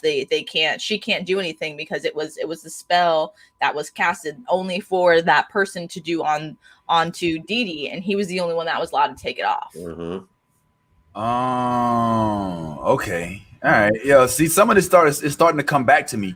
And I remember just thinking, like, where can they go from here? You know what I'm saying? Like, I don't even know what's going on. And this is when we actually meet my first time meeting G.I., who is referred to as a kumiho. Very fitting for a young lady who can kill you with her vagina. Hallelujah. If you're not familiar with her storyline, she was not who she looks as, if I'm not mistaken. Y'all jump in if I didn't recall this correctly. She is actually a spirit that has embodied Kumi. This young lady who's her character's name is G.I. And the spirit has gotten so comfortable. The actual human being is no longer in existence, if I'm not mistaken. She has taken over the body for her. And in order for her to come back to being a human, she has to sleep with 100 men and absorb their souls or something like that, right? Yep. And so she's kind of tormented by this, but then she meets she's going fine. She's luring people back to her house or her domicile. And then she meets this dude, Tick, and she kind of starts to feel him a little bit, and she wants to give him the pussy, but not kill him. You know what I'm saying? Which is usually the way it goes down. Well, first she very much wants to kill him because he killed her best friend. Killed her friend. Oh, but she did it first, right? But Yeah, she wanted to kill him very badly. Like, but then she got to know him, right, trying to kill him, and then when she tried to do it, she's like, I can't. I can't. I got all this killer pussy, and I don't want to use it on the guy who killed my friend. He's nice to me. Yeah, he you know what they say. Like once, you know what they say. Once you go black, you forget all about your mystical revenge fantasies to bring your soul back to the mother who made a deal with a demigod creature that comes out of your vagina when you're having sex with people. Is that old saying? Yeah. I think I've seen that on a T-shirt. Yeah, before. it flows off the tongue. Yes, get on it. Put that on a new Blerd on the shirt. Once you go black, you forget about all the business. I put it in 6 font. You know what I'm saying? Like that's all print. You get the whole thing in there, man. But that was another thing that I thought was hella cool. And it was nice to have an episode where they showed what it was like to be in service to the military as a black man, because when you recall, one of I think the lieutenants or the generals when it was over there, the one that actually shot old girl's friend, the one that told him to shoot her, was a black man. So they had I think that they intentionally wanted to show that there was a black man there, because they could have easily made it a white man and made him so that, he's obeying the white man. You know what I'm saying? But I think that there was a concerted effort at that point to show that there were people of color that were of note that that earned higher rankings in the military even back then. And if we could that whole storyline goes a whole different way with a bunch of different movies. Five Bloods, Dead Presidents. You know what I'm saying? They examine that story, even though that's Vietnam and this is the Korean War. But the point is that when you're in service, you know what I'm saying, and you do all of those things for your country, supposedly, right? And then you come home and this is what you're met with. Yeah. You know what I'm saying? It was another one of those things that even in Falcon and Winter Soldier, they were able to convey. It's thematic. This is a rolling theme. It's not changing. It's the fact of the matter. It's just something that black men who join the military have to deal with, just like Sam Wilson had to deal with. But in this instance, we get to see, because there wasn't a lot going on. It wasn't like they was actively fighting. It felt more like containment. But we get to see how they interact. He actually at one point in time, I think, went into a bar and there was some racist stuff that went on. Am I tripping? Yeah, did I remember? He was there are people that did not want to associate with him because he was a black man over there. But I don't know. I might be getting a little murky here, but I feel like it was cool for once to see what it was like as a person of color in the Korean War, not a war that we hear too much about. Even to this day, I don't even really know exactly. I'm a history. I don't want to call me a buff, but a fan of history. And this made me interested in that whole storyline, even in Korea in itself. So I don't know if y'all have anything to add to that or not, but it leaps from there and gets weird, because then Tick starts to have all these weird ayahuasca visions, like he's tripping on acid or mushrooms or whatever, and it starts to kind of go a little left. Yes, do you remember what's going on in this scene? Let me see.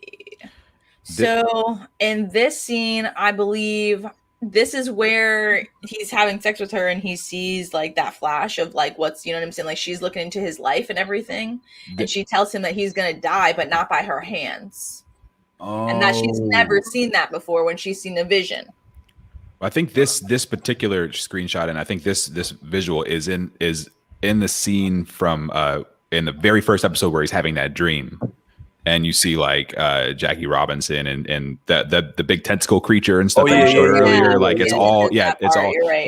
So the first episode, he has a dream that pretty much foreshadows a lot of what happens in the show, and that's where a lot of this happens. That's I just wanted to pop in with that. No, thank you. You're right. I totally forgot about that. Yeah, that's real. That's real. So this is where it goes kind of left. But there's a lot of real endearing things about the show. I mean, I didn't want to sit and just go through every single morsel. We could come back to it. But in terms of like, it definitely demands more respect than us trying to like, you know, just compartment I can't even say it was good. Yeah, it was good. Yeah, I mean, we literally spent because it was episodic. Like we had to wait. It wasn't a binge thing, which is, you know, one of the things that you know HBO Max does to you, you know. But it was worth waiting every week. Like, yo, what the fuck is gonna happen this week? I have no idea. And I mean, I think I was satisfied with the end. I think that they left it with room for another season, but I have reservations because I'm a little nervous because now that we have a level of expectations, it's going to be a lot more difficult for them to surpass that as opposed to when we had zero expectations for the first season because we're like, yo, I don't know what the fuck this bullshit is. You know what I'm saying? Well, the end, bro, like the end basically from what we saw in the end was now white people can't use magic anymore.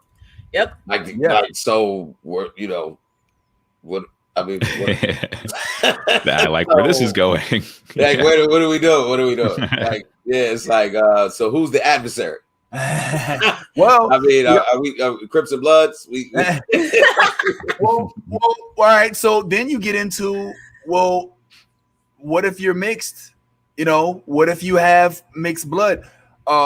Does that mean half of you? You know, I mean, there are a whole bunch of different ways that they can go into the next episode. But one of the things I thought was interesting was that they ended it with, I think Dee Dee had one arm, yes, you know, a robot arm, and she had the robot arm, and she had a pet freaking Demogorgon. Yeah. And that's kind of where it ends, and you're just like, oh shit, like where do we go from here? You know what I'm saying? Yeah. And I don't. She's choking people out with her arm already, so you know. Yeah. And by the way, that pet, whatever you called it, vampire bear dog. Demogorgon. Yeah, that was Ticks. Yeah, remember, that's right. He also made it. He also did a protection spell for her too. Yeah, and like it's Tick. So it's bound to her as well. We don't know for a fact. I can't really tell what exactly the outcome of Tick is. I mean, you obviously want to say, you know, what they showed is what happened, you know, that he passed away or that he was, you know, that they ended up getting him.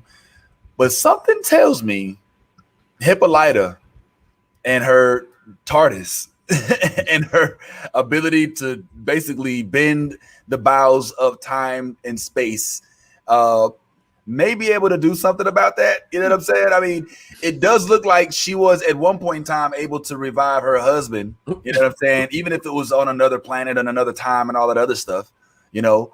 Hippolyta for me is like Q from Star Trek Next Generation. Like, what can't she do? She's literally limiting herself only by herself. So there's a lot of variables, I think, that we can say are arising from the Lovecraft Country universe, but I for one am excited as fuck to see another season of this shit, yo. Like, I mean, you could take Journey Smollet's bad acting aside, Ty, even though I didn't think it was that bad. I honestly didn't. I think, you know, yeah, I think that what we ended up agreeing on, Ty, was that maybe she wasn't the best, but that don't mean she was a bad actor. And I said the worst of a bunch of really good actors. I said that, but I said that like I said in like the past stuff that I've seen her do, I just wasn't impressed by that. I said she did well. I just said on the list of actors on this show, and as far as their performances, if I were to rate them, I would probably put her, you know, last, and that's even saying something for George, who, you know, wasn't in the show as long, but when he was. Yo, he was on his G. Yeah. And I mean, Montrose killed it, Ruby killed it, like, you know, even down to Lil D. You know what I'm saying? Like, so I'm not saying she's a terrible actor in the sense of this show. But I just haven't liked her previous works. Fair enough. Well, I mean, I get the feeling we'll be talking about Lovecraft Country more, but over and all, yes. You love it? You feeling it? Are you happy that we put you onto it? Like, I'm so happy. I'm so happy, you guys. That was a great suggestion. I appreciated it, and I cannot fucking wait for the next episode to come out and the next season to come out. I'm beyond excited.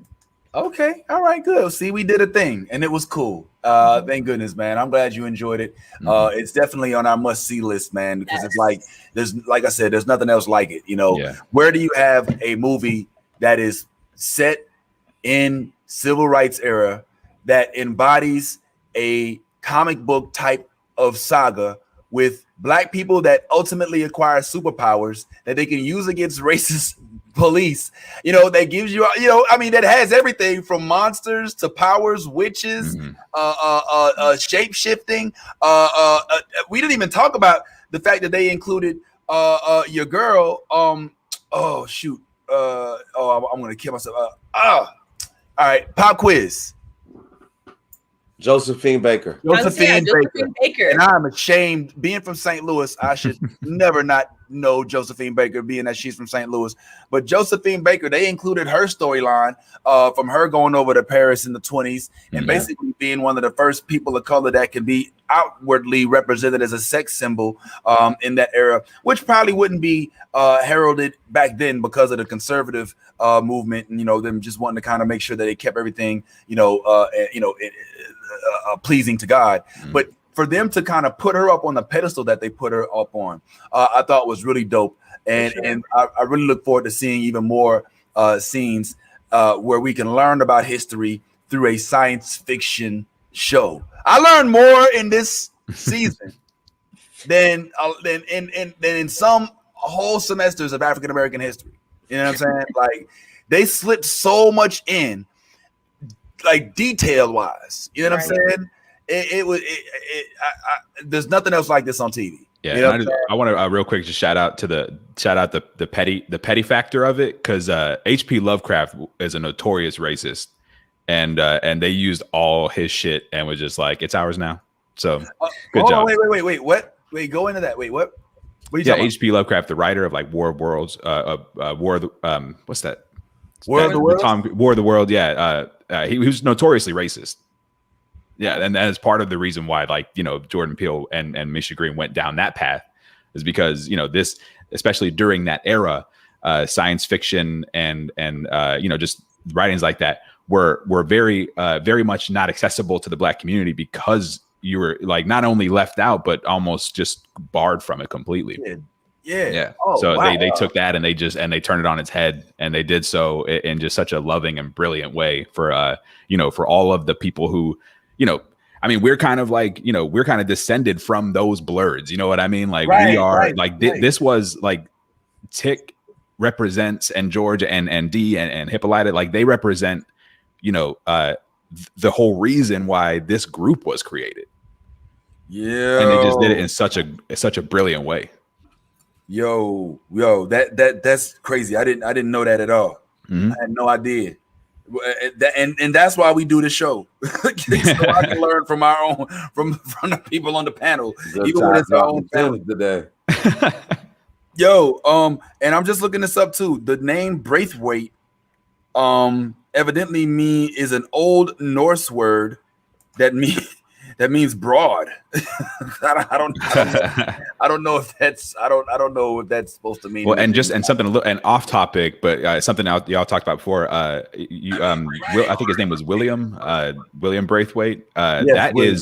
That's Ube Lothbrok. That's a son of Ragnar, right? Yeah. Oh, That's Ragnar. That's Ube.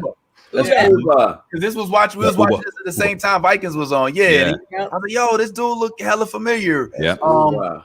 But this role I think was a better one for him, because the Uber that he plays, and you know, he doesn't really get to shine like he did in this one. But man, listen, if you haven't watched Lovecraft Country, you cheating yourself. I don't give a fuck.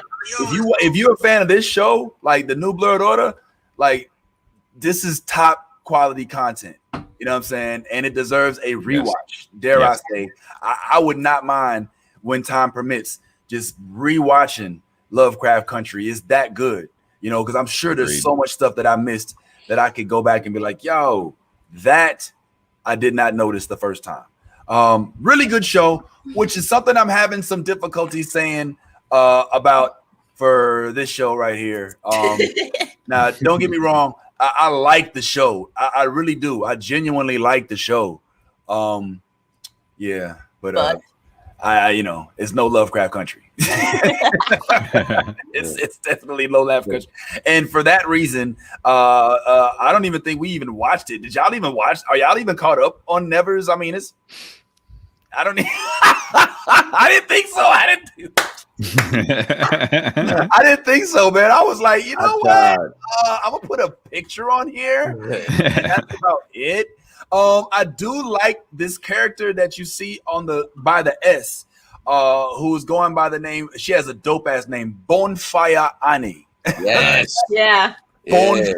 Bonfire Annie, who is basically Pyro from the X-Men. Yeah. Right? I had to see a clip of her too, but she was dope. I didn't load nothing on that because I fell asleep on it. But that part, I'm loving that aspect of it. And there's some. If you think about it, the Nevers is doing something original. We don't have too many shows that depict women, mostly women, overwhelmingly majority women, as the ones with the powers, right? Right. Let alone in this era, right? And let alone in a manner that kind of like Lovecraft Country, in which they are depicting a universe that gives powers to the downtrodden, right? So there are these. Remember the scene where there's men in the room and they're like, "Oh, you all see what's going on," and Pip, whatever his name is, was like, "Yo, pretty soon, they'll be able to blah blah blah." It's another one of those versions of things of shows that we're seeing now. Folks who typically get a bad hand in life are given the upper hand with the powers, and with people like the main character who I think I forget her name. I want to say it. Yeah, you know what? That's how much I'm really loving the show. But what is it? James said, "What's up?" Oh, what up? Oh, James in there. Okay, what up, James? James, fellow Blerd. We don't really necessarily look,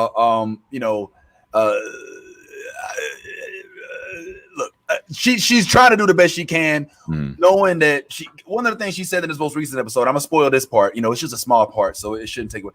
She's there's a young lady who's like, yo, I'm trying to get an idea of what you're doing with this whole house. With why are you trying to bring people? Is this, she basically is like, yo, is this like the Xavier School for the Gifted? What are you really doing here? Yep. And the chick is like, well, don't worry about all that. She's like, look, you want me to summon people here? You won't even tell me why you're here? And she goes through this rant of secrets. She's like, well, I have secrets. We all have secrets. She's like, well, what are your secrets? She's like, all right, well, whenever I meet somebody, the first thing I think in the first few seconds is how can I kill them? You know what I'm saying? She's like, I've had sex with many men, many of whose names I don't remember. She says all this, which I would assume is probably for a young lady, liberating shit to be able to say out loud. But that's a whole other subject. Didn't nobody really watch it, so we'd have to go there. One thing that I did watch, I don't know if y'all did or not, Tyrone, I hope you're on with us on this one. Well, we were able to watch this show called Shadow and Bone. Did you see it, Tyrone? I saw the first couple episodes, got a real good feel for the show. The whole time I was just like, I was smiling, laughing. I was having a good time. It's a really fun show, and it's gonna sound crazy, but what it reminds me of the most is Starship Troopers. Wow. And it's because it's got because there are moments when you're like, this is bad. This is like, whether it's like acting in parts or whether it's like the over dramatized stares. No, you're like, this is arguably bad, but you want to watch. It's still so fun. And that's exactly what Starship Troopers had. And then you have this crazy action. The action sequences in this show are crazy. You know what I mean? Like this one that right there, that's on the screen at the moment. It was great. I was like, oh damn, that's and that's exactly the same thing that would happen with Starship Troopers. Like it would be like, some weird acting and some crazy story elements, and then you get into the crazy action sequence that would just keep you hooked. So I'm on board with this show. Wait a minute, wait. So you're saying that Starship Troopers didn't have A grade acting. Are you breaking news right now? You didn't like Denise Richards and Johnny Starship in their multi gender shower scenes? Look, it's not often where you have a Casper Van Dien vehicle that doesn't land well. The great American actor Casper Van Dien, who played such characters as great American actor as Johnny from Starship Troopers, and I think he did like a Rally's commercial at one point. But like, no, okay, but no, but honestly, it's like when I watch that movie, like I still watch it to this day every now and again, and just be like, this is a fun movie. I'll watch Starship Troopers until the end, just because it's so ridiculous. And this show is just like that. I love it.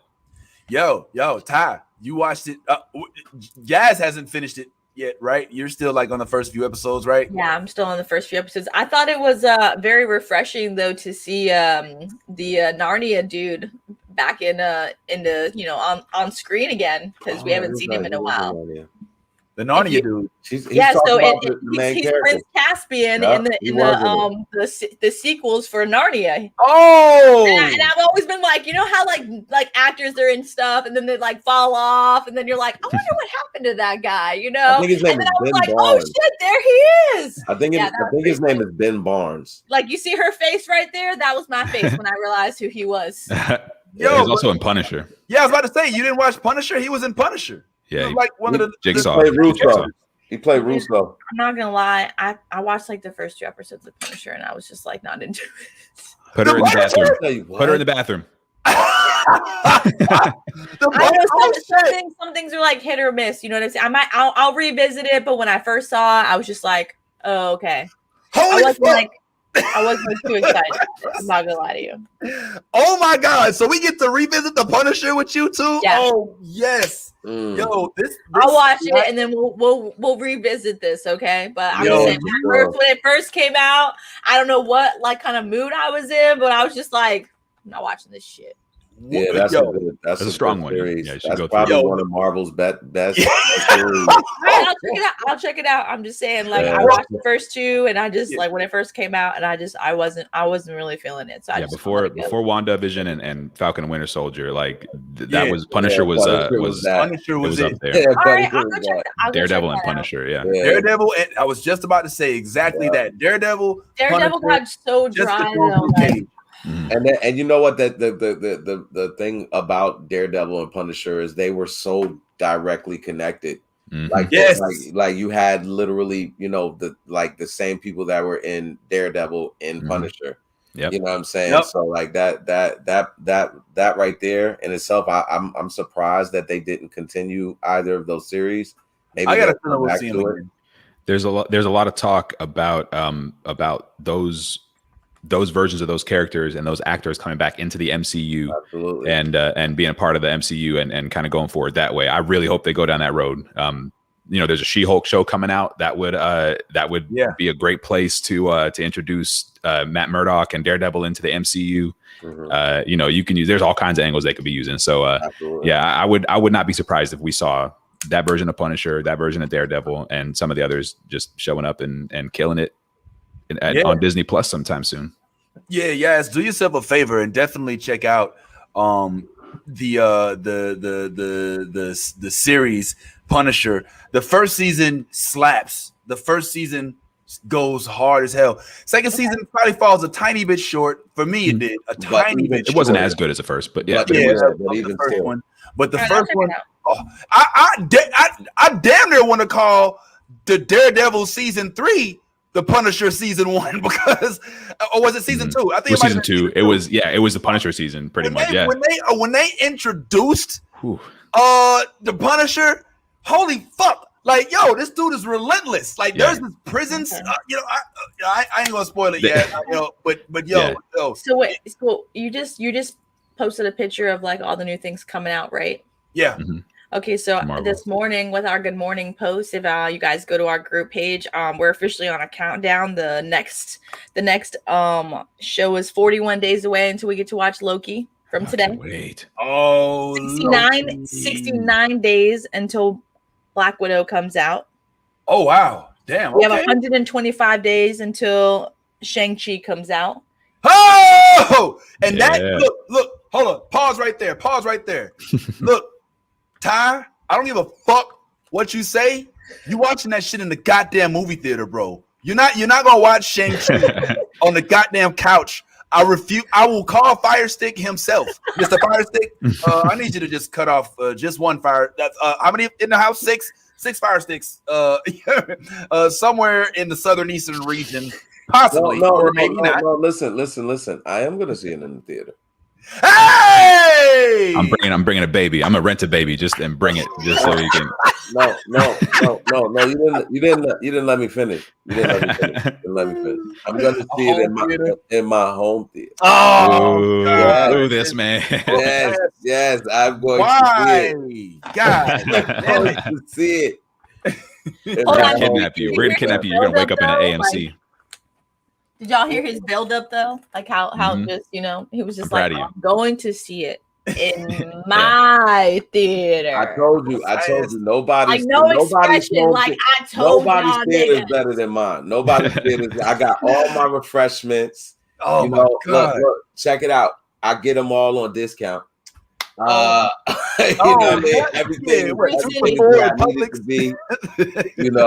I can do something that those theaters out there can never do. You know what that is?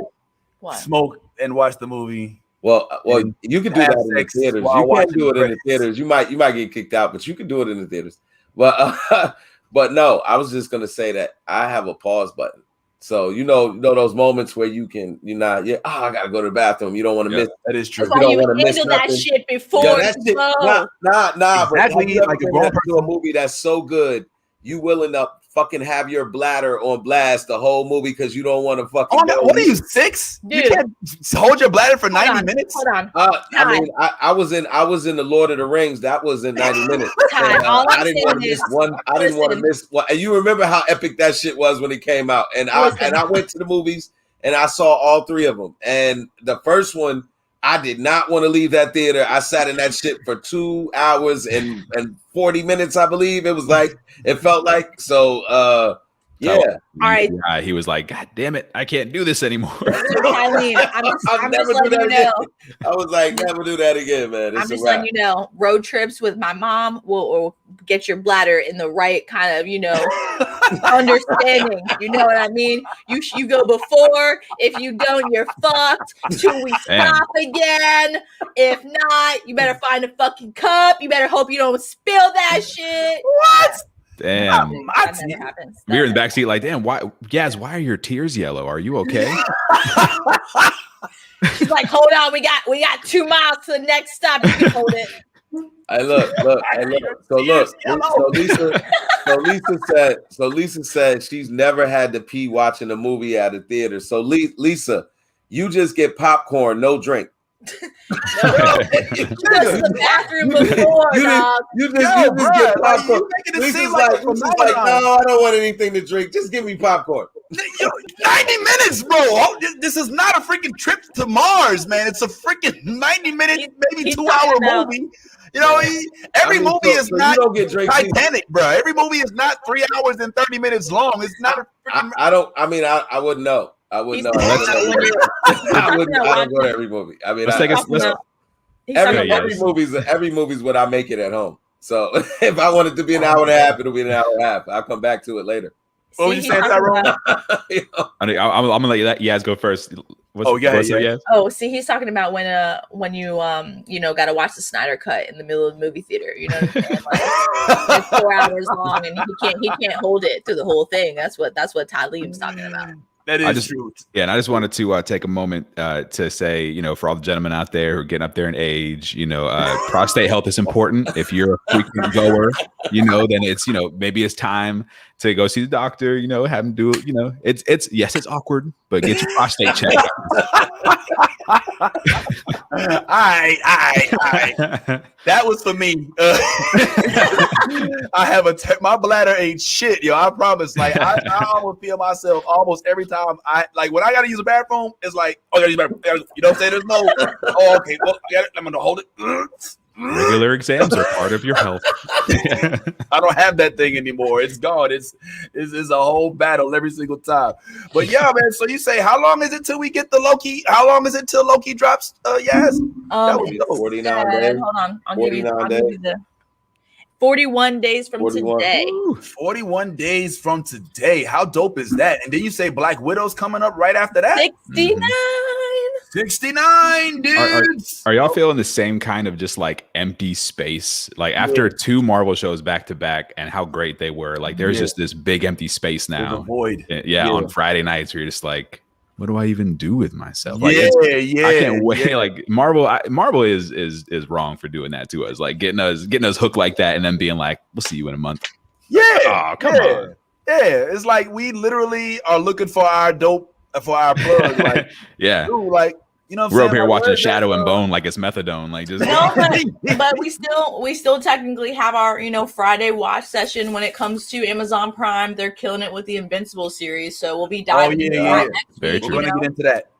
Yeah, definitely be diving into that. So I mean, there are some there are series we just haven't tapped into that are true. That are still relevant, man. I mean, for all my Walking Dead, Fear of the Walking Dead, people that follow that show, you know what I'm saying? That's I know he's cringy, but at the same time, it's a lot of people that actually still watch that, including myself. I had to bail. I bailed. Yeah, look, never watched it. And we're probably gonna do a zombie. Oh shit, that's right. Did you? I don't know if you were here, Tyrone, but we learned last week in post that Yazzie Fat Nasty, right here. I don't do zombies. Is 100% zombophobic. Yeah, that is my one biggest fear, bro. Fuck a spider, fuck a a snake. That is my one biggest fear is some zombies. Cause like I'm just saying, 2020 made this shit real relevant with the whole coronavirus.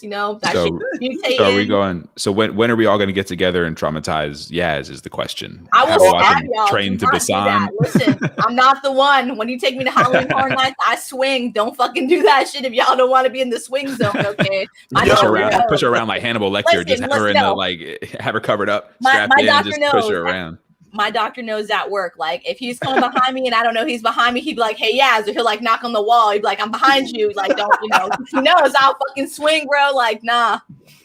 This what I'm gonna do, Tyrone. I'm gonna send Yaz a text and say like, "Hey, look, this is pictures of my daughter's birthday party."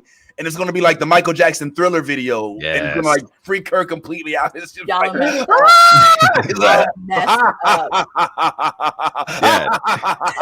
that's what you had to do it like the rest of us and watch that video when you're 3 years old, and it just be that you're just messed up for the rest of your life, but you can watch zombie movies. Like that's how it works. Yeah.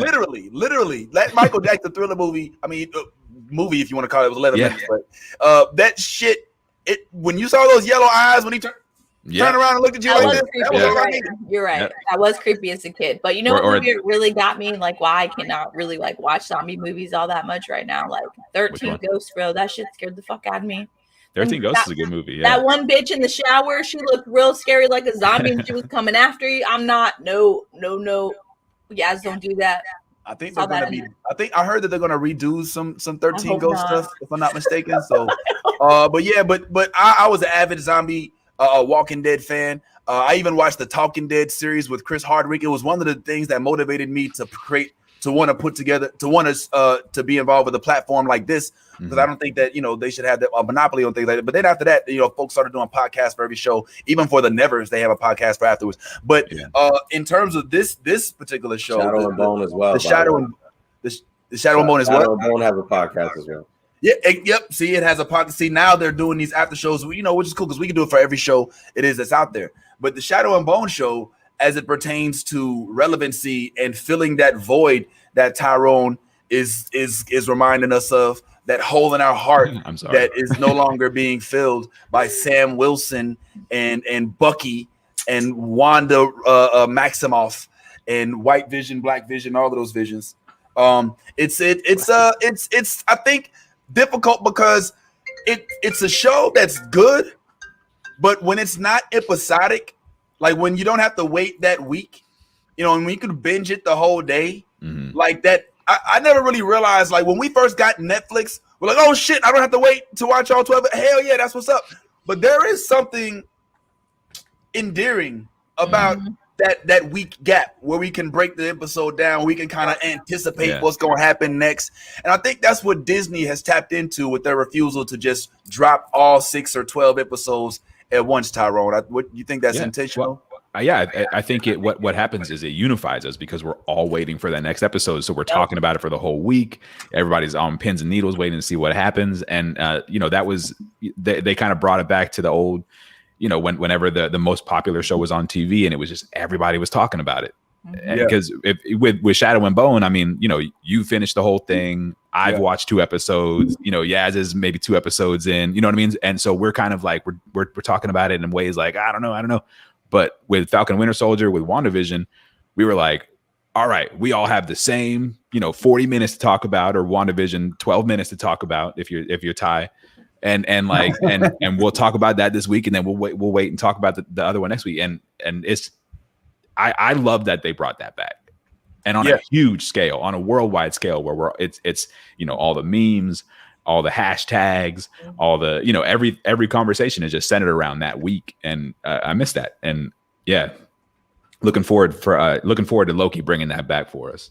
Well, Loki, I think is going to definitely bring that back. I'm looking forward to She-Hulk. I even heard that Moon Knight has officially began shooting out in LA. But until then, we're stuck with Love and Bone, which Tyrone has said is Shadow and Bone. Love and Bone is the porn version. Love and Bone, bro. That's the other version. Whatever the fuck it is. I don't know. Ty, what's up, bro? Hey, all I was gonna say is, everybody who's got Disney, y'all can probably go ahead and cancel your subscription for this month and wait for the 41st day. One thing that Tyrone forgot to mention is Disney's smart in the sense that that's all they give you, and that is enough to keep us there. I think one thing about Netflix that again I think makes them the leader is that Netflix constantly puts out content, constantly, like you hit or miss, but there's always something to watch. Netflix is always every single week you getting something else, and then here we are with a Shadow and Bone, and we still got a lot of stuff coming. I don't know the dates on things, but I'm assuming the Witcher season is coming back. Yes. I've already heard, that the Last Kingdom is coming back. So it's a lot of once Netflix shows come back. Yeah, I don't think Disney better damn well hope that Loki is enough at that point. And I mean because they don't have anything else coming out. So if Netflix's series like Witcher takes off again, Last Kingdom takes off again, what is the Robinson family? What was that? The Robinsons. Meet the Lost in Space. Yeah, Lost in Space. There are some high-powered Netflix series that we are waiting. I'm gonna be honest. I don't know if y'all watch Castlevania. I didn't watch Castlevania. I love Castlevania, the series on Netflix. If you have not watched it, it is definitely very good. Okay. I think one thing that Disney has with these Marvel shows especially is just the level of quality. Like you named a lot of good stuff, and there's no doubt that they're good and they're fun to watch and stuff, but I don't know if any of those have reached the quality of WandaVision or Falcon and the Winter Soldier. And that's where Disney right now, like maybe they don't have as much content, but the quality is superior in my opinion. Yeah.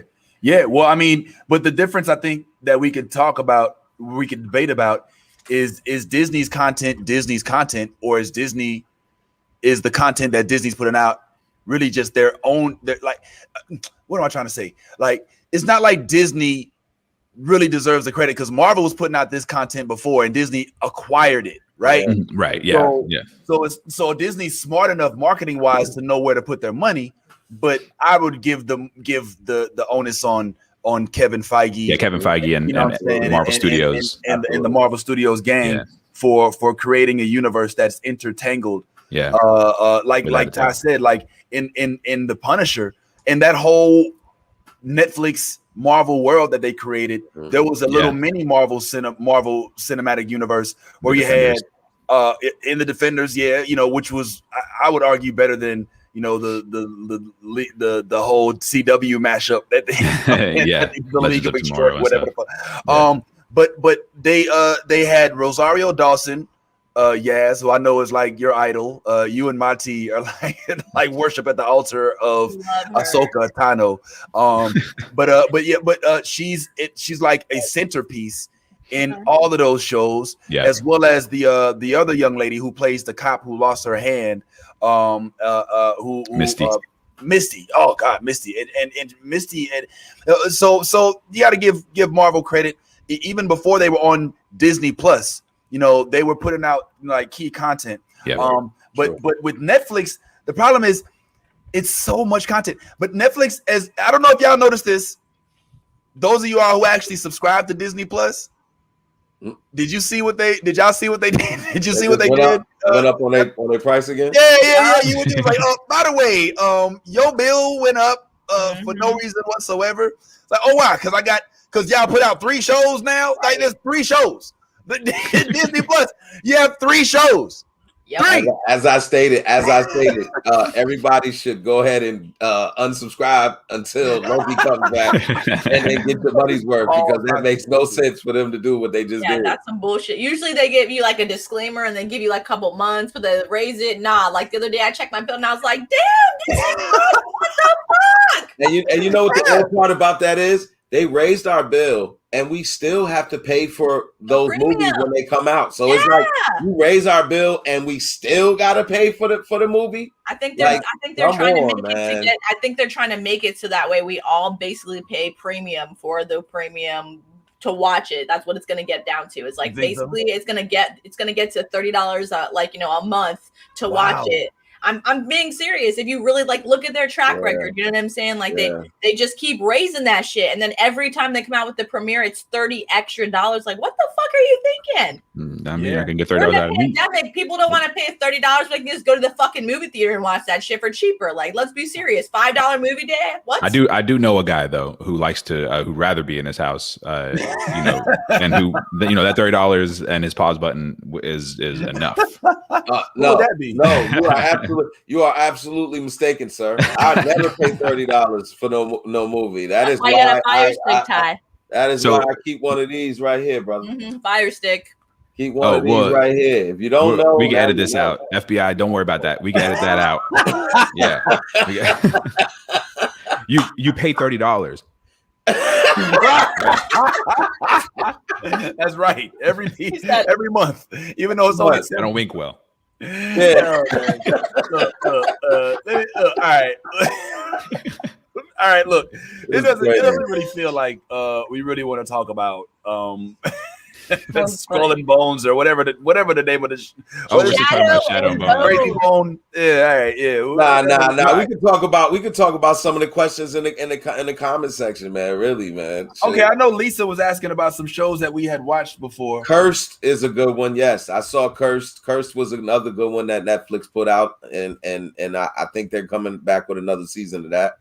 Yeah, V-Wars is one that I was interested in. That's the one where I think that it's like everybody's is a vampire. And there's this world where they kind of have to fend off, with the vaccine. I think it's this vaccine. There's like injections and I didn't get a chance to watch it. I read about it. I watched it. I have. It's been a while. It's been a while, but I did watch it. I think at the end, pretty much the government and everything is ran by vampires and everything like that. There's a father who is I don't know if he becomes like a rebel leader or something or whatever the case may be, but it was all right. I don't remember it. It's because it's been so long. Okay, but it was decent. Well, go ahead. Yes. I said I'm definitely waiting for Netflix to drop the fire, because they have us waiting for Stranger Things. They have us waiting for Ozarks. You know what I'm saying? Right, Ozarks, right, exactly. Like we're on pins and needles waiting for what the fuck's gonna happen next, because that bitch died. So Who's take a spot, That's why I don't agree with you, Tyrone, as far as when you say they don't have like the same type quality. There are shows that prior to Marvel coming out with these shows led the all of the rating boards as far as like the and won all type of awards for their original series and stuff like that.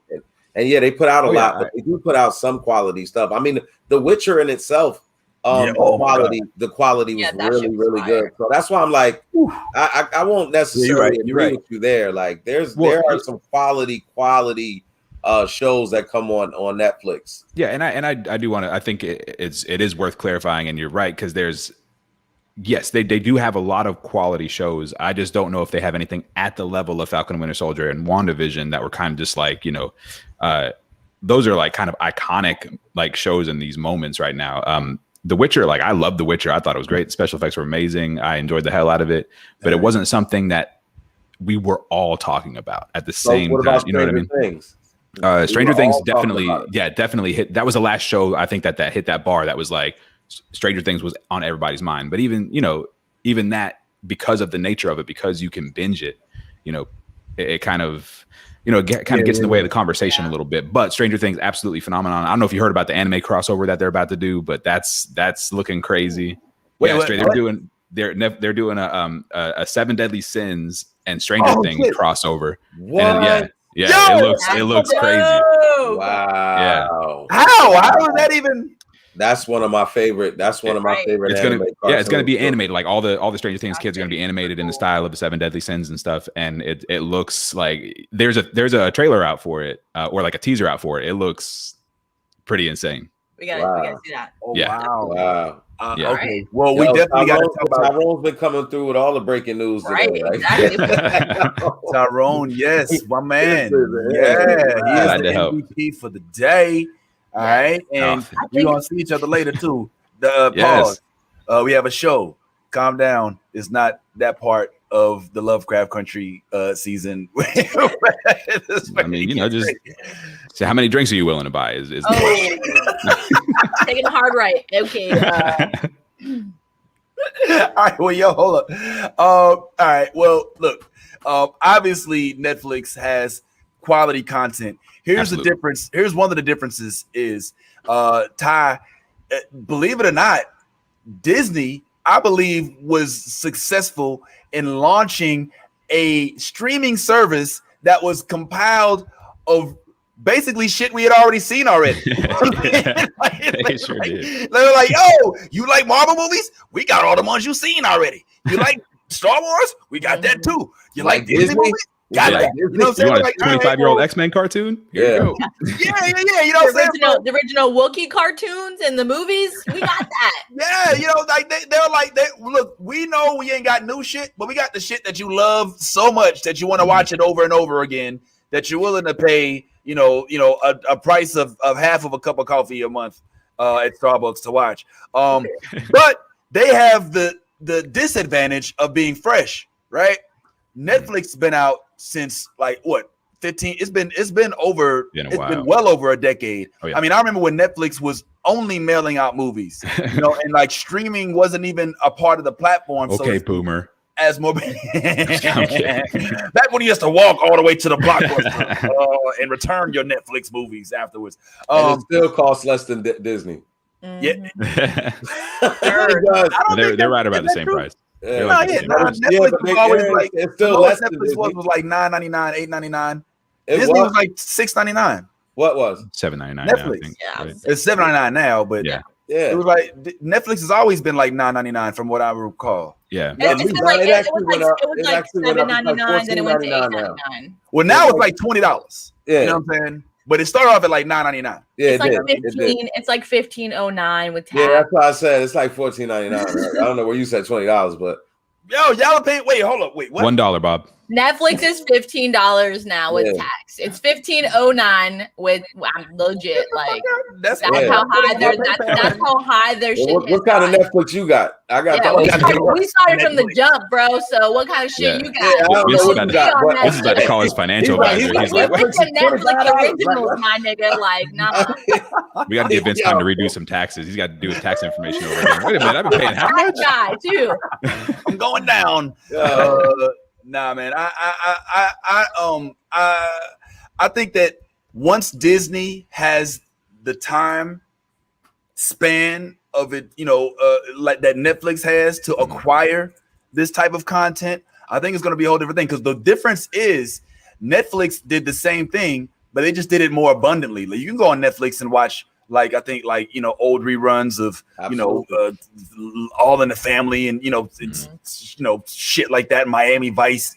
And let's keep it real. When Netflix was first turning the corner from going straight streaming from the movies, because they used to hold the good movies for the mailbox, and you had to request the good movies that you could only watch, like Andy Griffith on the streaming service. So there was a period in which you'd be scrolling through Netflix, you'd be like, y'all, fuck all this shit. Like, none of this shit is worth watching. You know what I'm saying? Like, you sit there and scroll through all of the Netflix, and all you see is like, Finding Nemo, and this before Disney Plus, and all these other like old. You was only paying like $5, so you didn't really pay. It's like, yo, I'll occasionally catch something I really wanted to see. You know what I'm saying? It's only costing me $5, as opposed to Disney when you're like, okay, so you're charging me more, and whenever you come out with a new movie, even though I'm paying for your service, you want to charge me on top of that, and then give me a smile like, hey, you give me the best shit, But it's Disney. It's Disney. Like you said, it's true. I want to quick shout out Sue Jennick, who's been commenting the whole time. Thank you for sticking with us since the moment we came on. A new commenter. I haven't seen her commenting before. If I have, I apologize. But welcome everyone. Welcome everybody as well. Lisa, you already know how we love you. And Lisa, we're going to see you next week. I've had the pleasure of seeing Lisa for 4 years straight of my high school career. There you go. You know what I'm saying? Back in the day. But we are going to be seeing Lisa, just a quick shameless plug, at our live show next Thursday, May the 6th, all things Star Wars at the Geek Easy. We have an announcement to make. The capacity, as a result, I spoke with the owner yesterday, and he says that according to the new guidelines set by the CDC, we are clear to go to open up the venue for more patrons. However, we ain't giving away no more free tickets. So if you got your free ticket, consider yourself lucky. It is still free before 8 o'clock. All right, so get there before 8. I would recommend getting there closer to 7. All right, maybe 7:30. But if you're in line before 8, you can still get in free. After that, it'll be a small $10 fee that comes with a drink as well. A way to support our local comic book shop that also has a stage inside it. And I will be there, of course. You'll also see one good Ty, as we see here, aka Ty Fighter, aka the Prince Jr. You know what I'm saying? We'll also see the other side of the ties with Bad Ty. And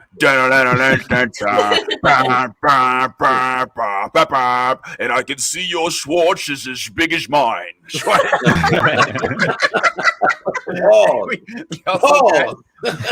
We got Yazzie. Wow. Yazzie, you probably would be one of the, holding it down in Jabba's palace. Calm down, Austin. I know you behind the camera somewhere, but Yaz could probably be one of the few that could pull off a race-bending Princess Leia to all in good fashion. You know what I'm saying? Like, if she really wanted to, I think that you could be Prince Leiaita.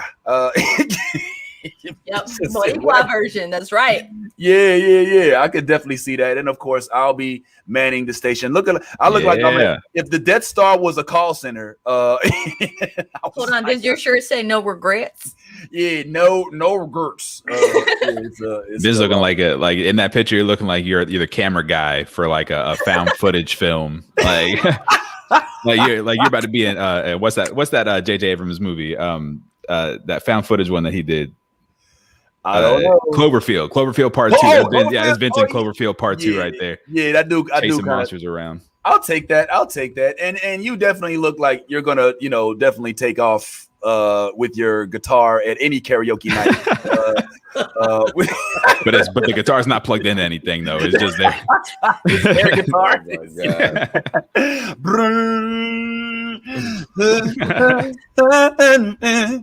Yeah, man. Anyway, but one of the few shows. I mean, we obviously we're much more entangled with a lot of the other Netflix shows. But I will say, just to kind of close out this whole portion, Shadow and Bone is worth the watch. I would definitely, if you're into it, it has all the things that I love in the show: powers, monsters, curses. You know what I'm saying? It's got great acting. The acting is actually really good.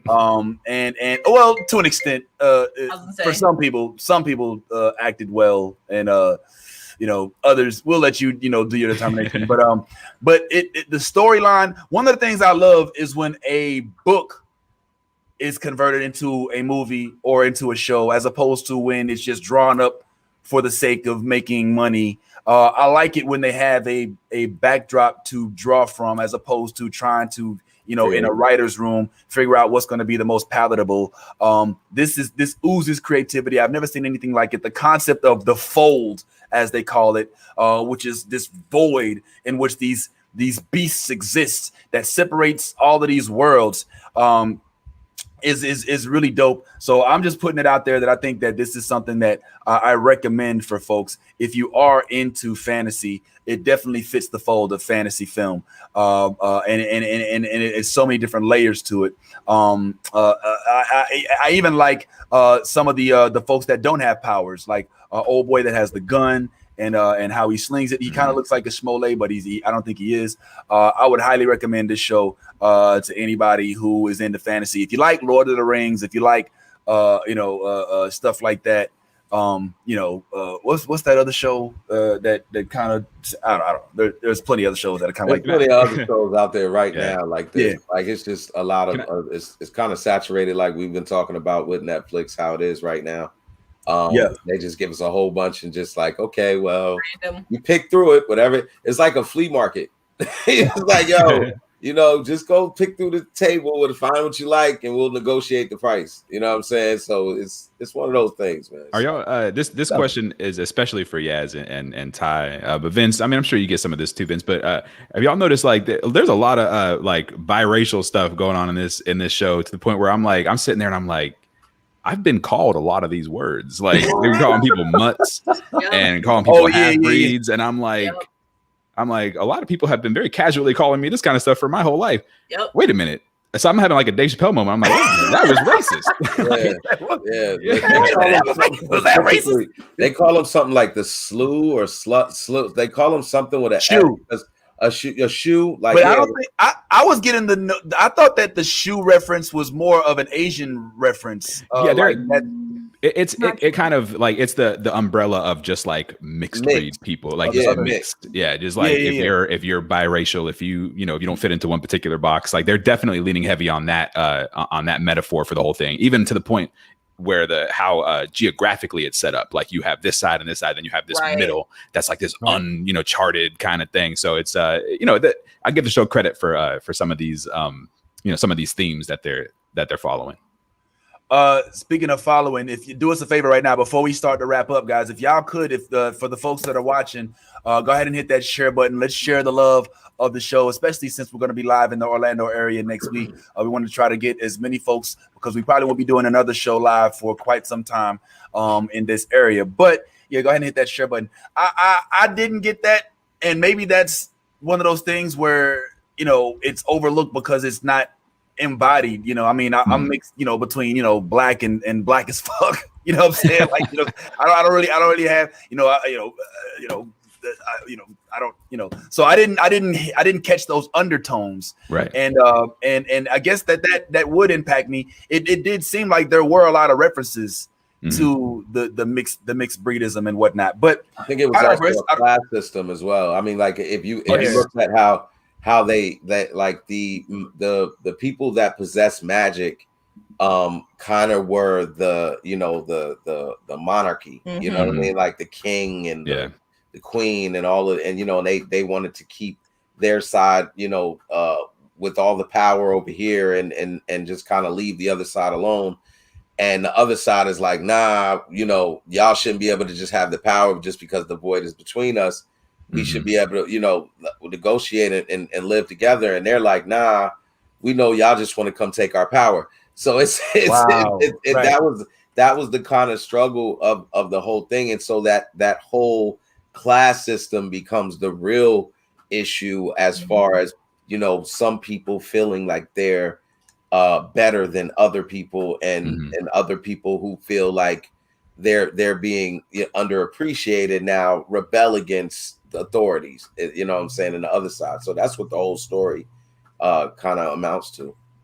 Yeah, it sounds very Legend of Korra. I don't know if y'all watch that, but it sounds like that. Wow, we're heavy on the anime today, man. Right? We have to hurry the fuck up and get into anime. I think that we may. I don't know. Maybe next week will be the week. We'll talk about it afterwards. But right now, as we sit and discuss the difference between Disney and Netflix, I can tell you one thing that Disney has that Netflix does not, and that is a plethora of Star Wars selections, including the Kenobi series that's set to be launched. That's set to actually just now start filming. It's like, it's to the point where there's so many fan-made trailers out there that you would think that they already made the series, right? You know what I'm saying? But they haven't. But there's enough leaked footage to make you think that at the very least, this series is coming out pretty soon. I don't want to play too much of this because I don't want to get us canceled. But the Obi Wan Kenobi series is much to be coveted. With the cast that looks like this, we can't help but be excited.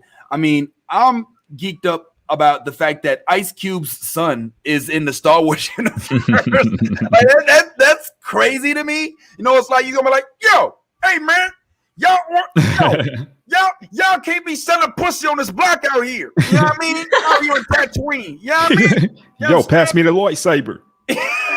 And also, if you go back, they have Games of Thrones in there too, like cast in there. Yeah. Oh yeah. Hold on. Let me see. Go back real quick. Elena Martell. Yes. Not Indira, Martell. Indira Varma. Oh, Indira. Yeah. These are a lot of shit. There's a few people in here that I'm questioning. Like, yo, Kumail.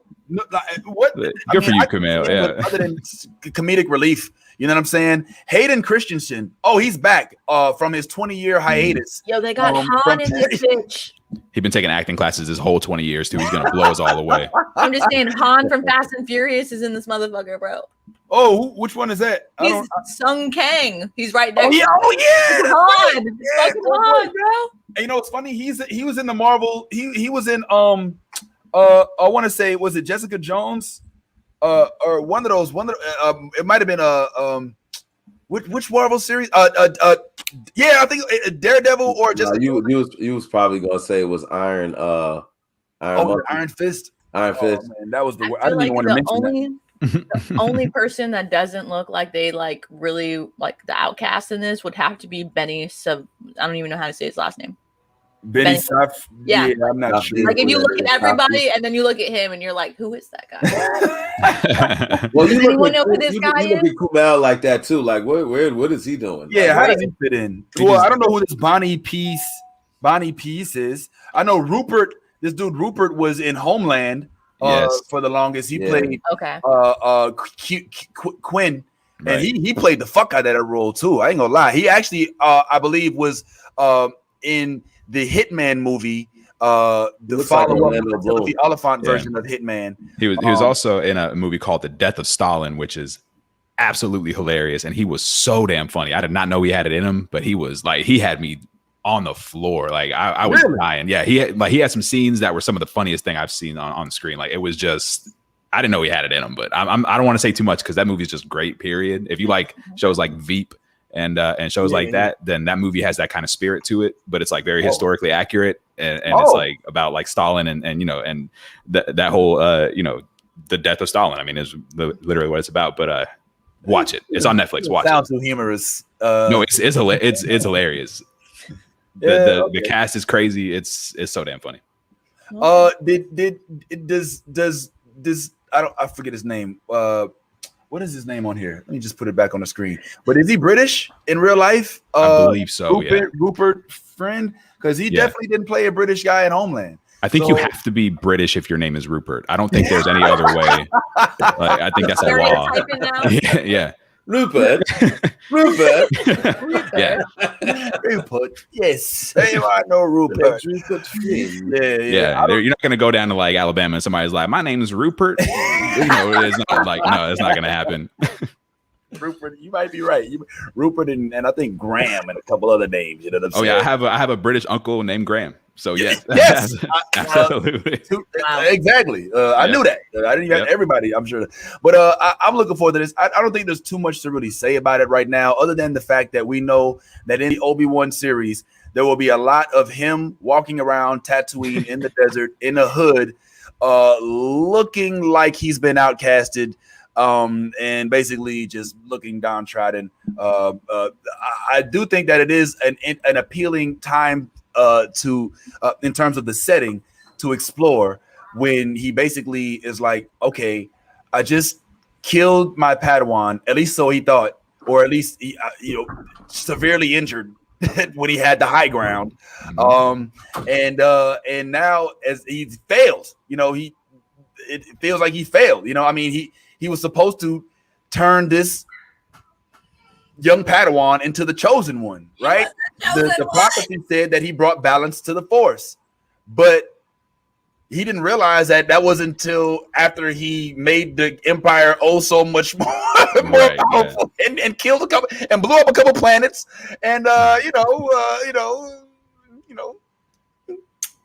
raped and pillaged and did all kind of things, and then finally brought balance to the Force. It was very Doctor Strange-esque kind of moment. Like, I've seen 14 million possibilities, and this is the way that it needs to go. Like, it kind of had that whole thing to it a little bit. I also want to say a lot of the trailer stuff that you see, I just think is hilarious. It's one of my favorite things. A lot of the trailer stuff that you see when you see Obi-Wan stuff is from him playing Jesus in a movie called The Last Days in the Desert. Like, it's literally of Ewan McGregor as Jesus. And it's I love seeing all these family. Yeah, all this stuff is from him playing Jesus, and then of course like spaceships, like they just mix it in. It's so great. It's my favorite thing. And then of course there's that's Jesus, and then there's like that's Jesus. Yeah. Well, I can see the tie-in between Jesus and Obi-Wan if you think about it. Superpowers. Followers, disciples is just another way of saying Padawan, right? I mean, maybe if Jesus had a lightsaber, maybe Vince wouldn't have had to be agnostic. You know what I mean? Maybe like, okay, I'm in. Like, yeah, let's do this thing. I fucks with Jesus, yo. He got the hardcore light blue lightsaber. I'd fuck with Jesus if he wielded the Force. I mean, some would argue that maybe he did. You know what I'm saying? But then I would need Obi-Wan to raise somebody from the dead as well. Just to kind of to even the balance there. But I mean, I'm still looking forward to it. And one thing that made this a topic of conversation for me is just this week, Ewan McGregor was reported as saying that the Obi-Wan Kenobi series is going to be, quote, much more real than the prequels, Tyleem. Much more real. Bad Ty. What could that even mean, bro? I haven't the faintest. What that means. Much more real. When you start saying it like that, I'm like, well, when you say much more real, are you talking about blood? And are we getting more graphic?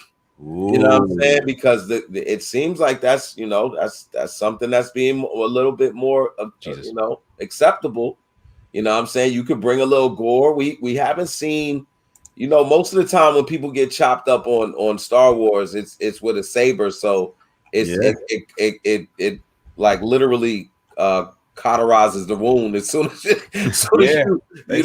you cut them with it. So you don't really see any blood, but maybe that's what he means. Like, we might really start seeing some real crazy stuff going on. Can I add to it? Because I think one of the things that he's talking to is directly one of the biggest criticisms of the prequels, and that was that it was almost entirely green screen. Yeah. So like none of it had any like tangible feel to it. There was like no soul to it. You know, all the, you know, when you look at something like The Mandalorian, or you even look at the original saga and stuff, like, and even to, you know, to give them credit, the you know, the New Republic stuff, the First Order stuff, there was so much more just real life sets, you know, practical effects and stuff that gave it more soul, and the prequels didn't have that. So it looks like, hopefully what he's saying is that they learned their lesson, and it's going to be, you know, they're going to be on sets, they're going to be using kind of the same technology that the Mandalorian used, that kind of stuff. That's what I'm thinking, where he's going with that. Yeah, well, the actual article itself, it alluded to the notion that even George Lucas himself admitted after a while that there was a little too much focus on what's going on in the background during a lot of scenes. If you take like what was going on when they were in Mos Eisley, right? Like it was really dope to see the Tungeon in, you know, and to see all of the stuff in the background, but George Lucas may have been a little too transfixed on creating that background that he lost sight of the actual scene itself, which is one thing that they did different in The Mandalorian. I don't know if y'all know, they didn't use green screen in The Mandalorian. They used a rolling background, which was meant to make it look more seamless, to make it look less, you know, cartoonish, which some would argue that, you know, like the end game, and some, you know, like the very last scene, as dope as it was to see the Wakandans come back, you know what I'm saying? It was as dope as it was to see the Ant-Man as huge as he was. It was clearly artificial. You know, there was no, I mean, we loved all the characters, but there was, I mean, I ain't gonna lie, when I see Tom Holland, his face mask with the nanobites, the nanotech, like just come off, and Star-Lord and all that, it doesn't look good to me. You know what I'm saying? I kind of miss the days of old where the helmet would come on, you know, like this, as opposed to like coming on like, you know, like a cartoon mask, you know, to an extent. I got a quick question for you. How dare you? I can't believe you're over here. No, I'm messing with you. I never thought I'd hear a negative word about Avengers coming out of your mouth. I'm shocked. Yeah, well, I mean, it's you know, I'm not trying to take away from it, obviously. You know, I mean, but I'm going to keep it 100. You know, I'm not saying that I enjoyed every bit of it, but let's not sit there and pretend like it doesn't look artificial as hell when Tom Holland's mask comes on. Look, I don't care what Spider-Man comic you read, I don't remember him having a nano tech mask.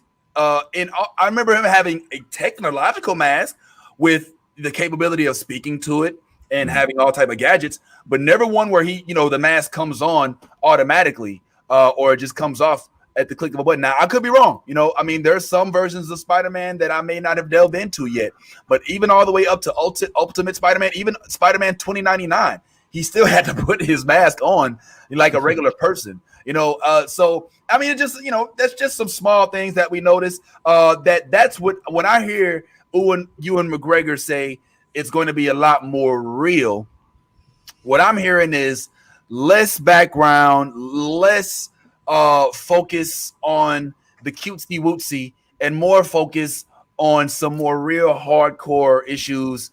Now, I don't think that that's going to be like police brutality. You know, stormtroopers pulling people over and shit. Yeah. You know what I'm saying? Like, yo, is it a gun on the ground? Wallet? Pom. You know what I'm saying? And then we gotta, you know, see a stormtrooper, you know, on trial to see if he's gonna get all 3 counts of murder.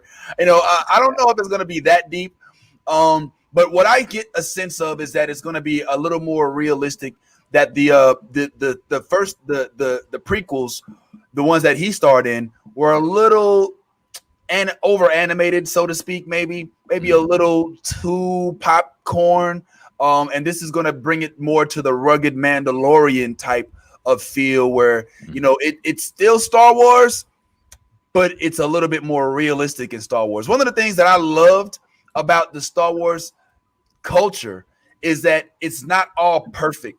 Like when you watch like The Fifth Element, you know, you watch like Space oddity, and you watch these shows where things just work out. One of the things that I remember the most about Star Wars, which we'll be talking about again this Tuesday, May the 4th, with our Star Wars May the 4th be with you Blerd cast.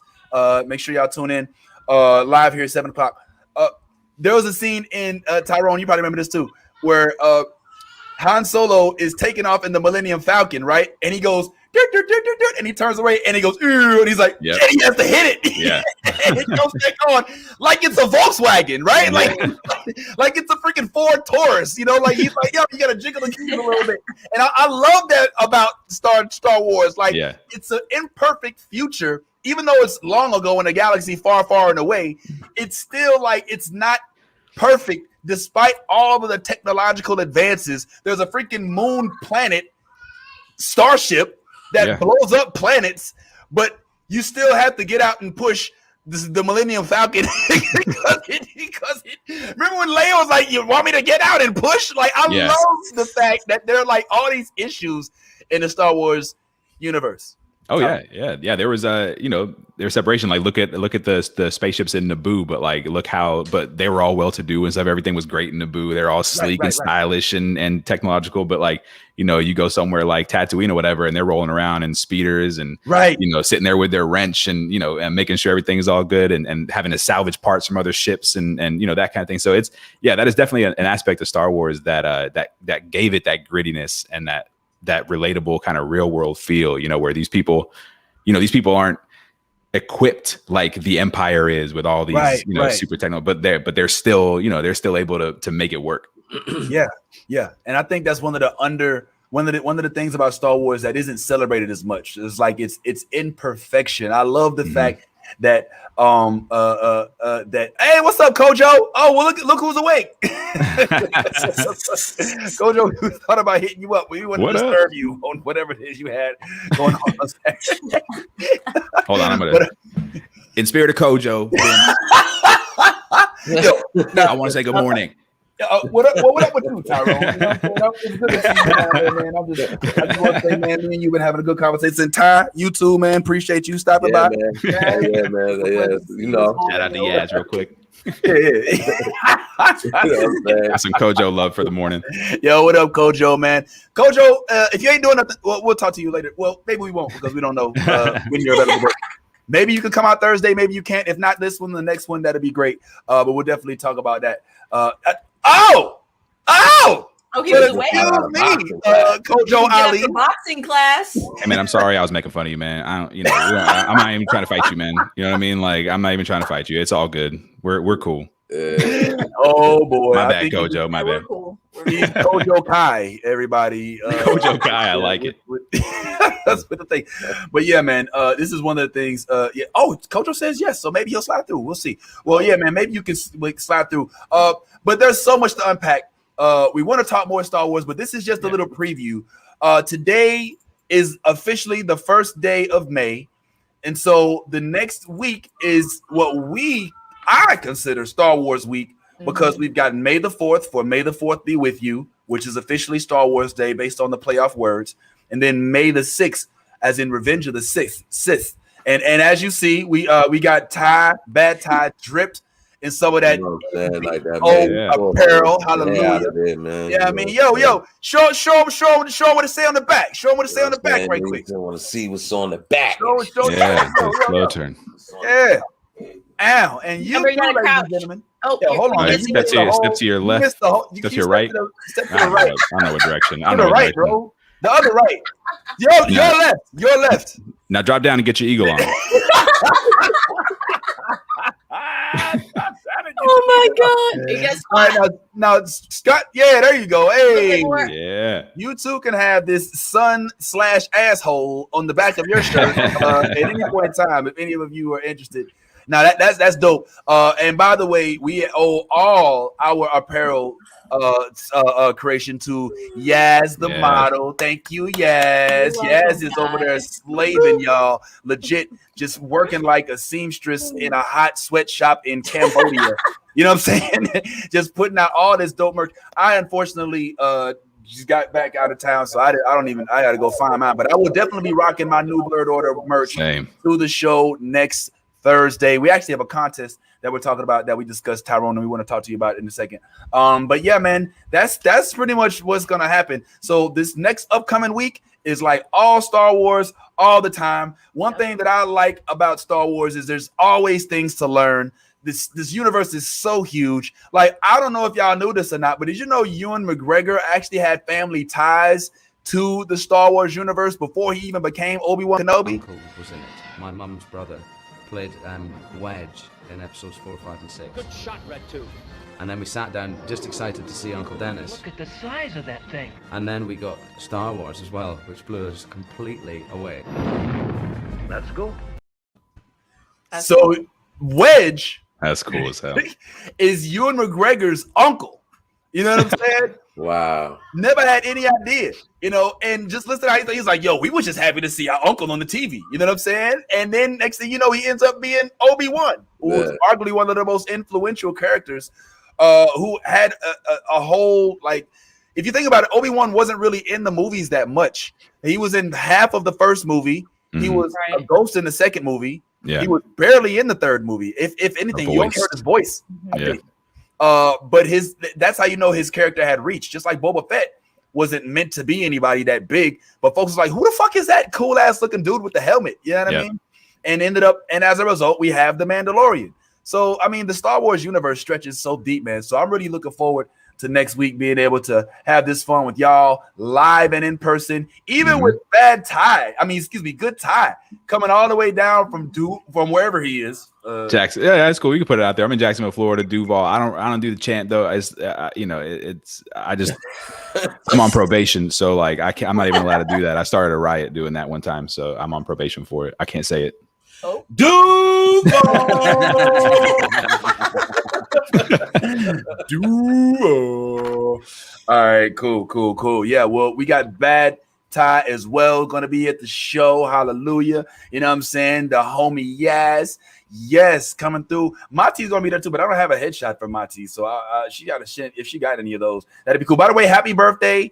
Belated again. I think we wished her happy birthday last week. Yes, but happy birthday. Thank you everybody in our group and our page that wished her a happy birthday. That was really awesome. It made her day. She had the best day ever. So thank you guys for all of your contributions to making sure our mother Blerd or our titi Blerd or my mom, basically Maddie, got her praise for her birthday. So thanks, guys. I think we've officially declared that you and Mati are the big and little sister of this whole organization type thing, you know what I'm saying? And that works because y'all are actually, related and all that. So that's what that is, you know what I mean? But yeah, man, next week there's still, I think, about 20 more seats available. If y'all want to come, you just got to get there before 8:00. That's all you got to do. Get there before 8:00 or get there afterwards, and you will be contributing to a successful comic book store that does support the arts and was willing to give us the platform so that we can speak to y'all. It is going to be a whole other thing, guys. We got about 6 or 7 comics. Mazoku is going to be doing a musical selection. He does what's called nerdcore. So, tune in for that. We're gonna have a good old time with it, man. And that's pretty much all that is. So that's it for me today. I don't got really nothing else, man. Tyrone, me and you are gonna see each other a little later at Christy B's spot with Jimmy Kimmel's sister this evening over in Flagler Beach. If you happen to be around, oh man, I don't know where it is. I don't normally look at the the Hilton Garden Inn. Yeah. Where is it? The Hilton Garden Inn in Palm Coast. Yes. So yeah, that's where you want to show up, Vince, for the show, by the way. Just so we'll see you there. Okay. Yeah. I normally wait till the day of, and then I look at the address and just those are the exits after Daytona Beach. I guess so. Yeah. So maybe you're asking, who knows, man? Bring Austin, bring Mati by. It's gonna be a really good show. This is a really good lineup. I'm looking forward to it. Hell yeah. This lineup is solid. Paul is pretty good. Yeah. Paul's great. Let me not say pretty. I didn't mean pretty good no, Paul's awesome. Yeah. Paul is a skilled ninja with the words on the comedic tip. So I definitely don't want to shortchange him. And everybody else is on the show. Christy, Tyrone himself. Those y'all don't know. Y'all haven't had the pleasure of seeing Tyrone in person. But Tyrone is a wordsmith, and he's one of those dudes. Like I just picture Tyrone like writing down every single word and rehearsing exactly it in how the mirror. I write my my jokes are so written out. Yes, I believe that. Words are power, man. Words are power. I choose them carefully. Agreed, man. So that's what we going. Bad Ty. I'm sure you got something coming up. I saw you did the NFL draft thing. What's new with the multiverse, man? I mean, we out there doing what we do, man, trying to bring the people, good content every week. So we'll be back on the multiverse every Wednesday, 6:30. We won't miss a day, so y'all ain't got to worry about that. But we definitely will have other projects in the near future. For those who didn't get to join us for the NFL draft critique, it was fun. We had a blast. TJ Legacy Cole stopped through. Homeless Millionaire stopped through.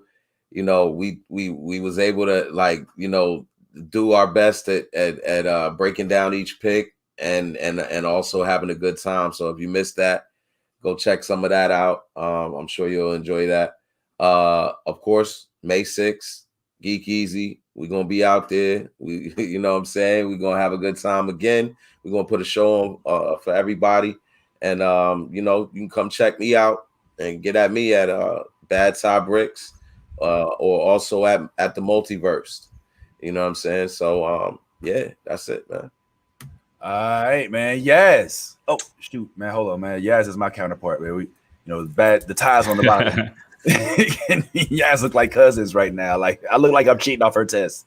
Yeah, yes. What's up? What can we find? I mean, I know you got the merch on deck and that you got a lot of things in the works, man. Before we go, what's up, man? Where we find you? What we do? I know Yaz is always adamant that we follow all of the pages, right? Yes, please follow all of our pages. We are on Instagram. Please get those likes up. As soon as our page on Facebook and on Facebook get a little bit bigger. Once we get to 2,000, I'll start doing a merch giveaway. So we're at about 1,750, I think the number was. So keep getting them follows, keep getting them likes, guys.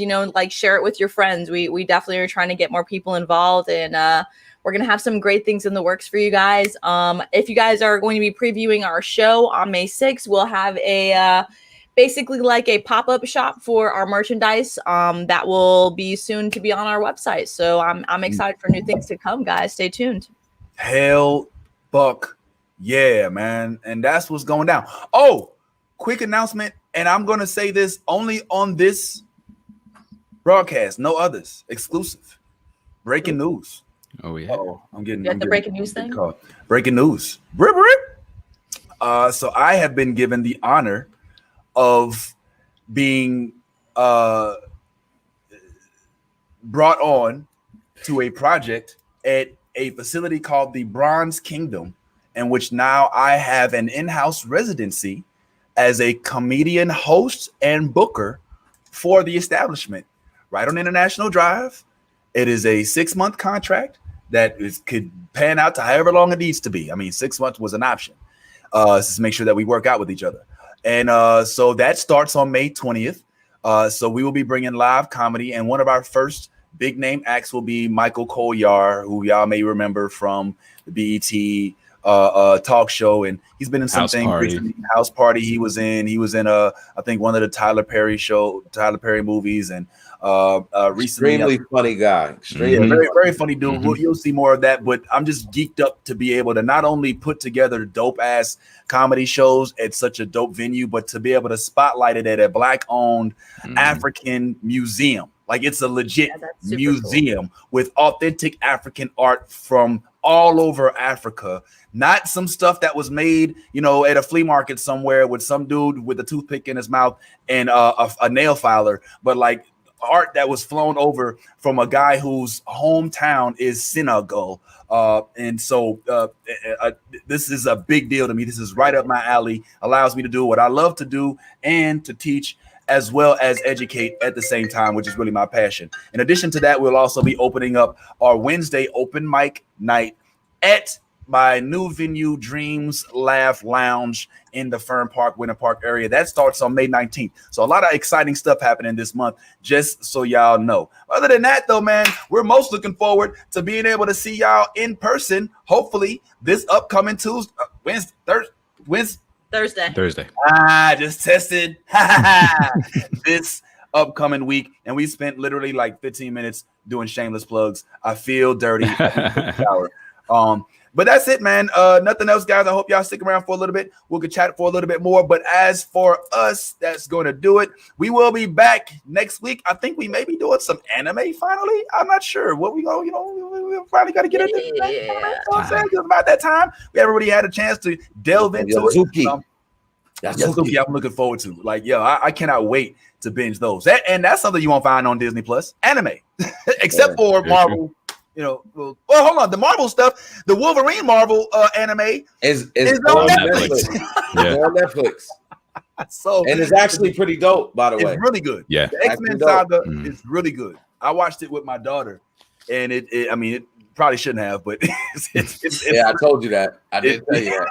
I did tell you that, but okay. Close your eyes, baby. Close your eyes. But it's really good. All right. But other than that, guys, we sincerely hope that y'all come out. Check us out this upcoming Thursday live at the Geek Easy. For those of y'all who got your advance tickets and got them free, hold them close to your clutch because you are in the minority. So many people hitting us up trying to get into the show. Make sure that they still have entry. All you got to do is get there before 8, well before 8, and you should be good to go. But as far as we go, as I always say, guys, please be your authentic self. If you are not being your authentic self, then who are you being? Not yourself. That means you're being artificial, right? Fake. And we can't have none of that. But in all things that you do, don't ever be afraid to let that geek flag fly. Fighter 2, I just really hate Zangief, only Ken and Ra 2. I find it hard to be Blanca, keep a wee ninja hanging and our uncle album banging. If you negative in energy, then stay out the vicinity of them niggas over there. Yeah, now look at what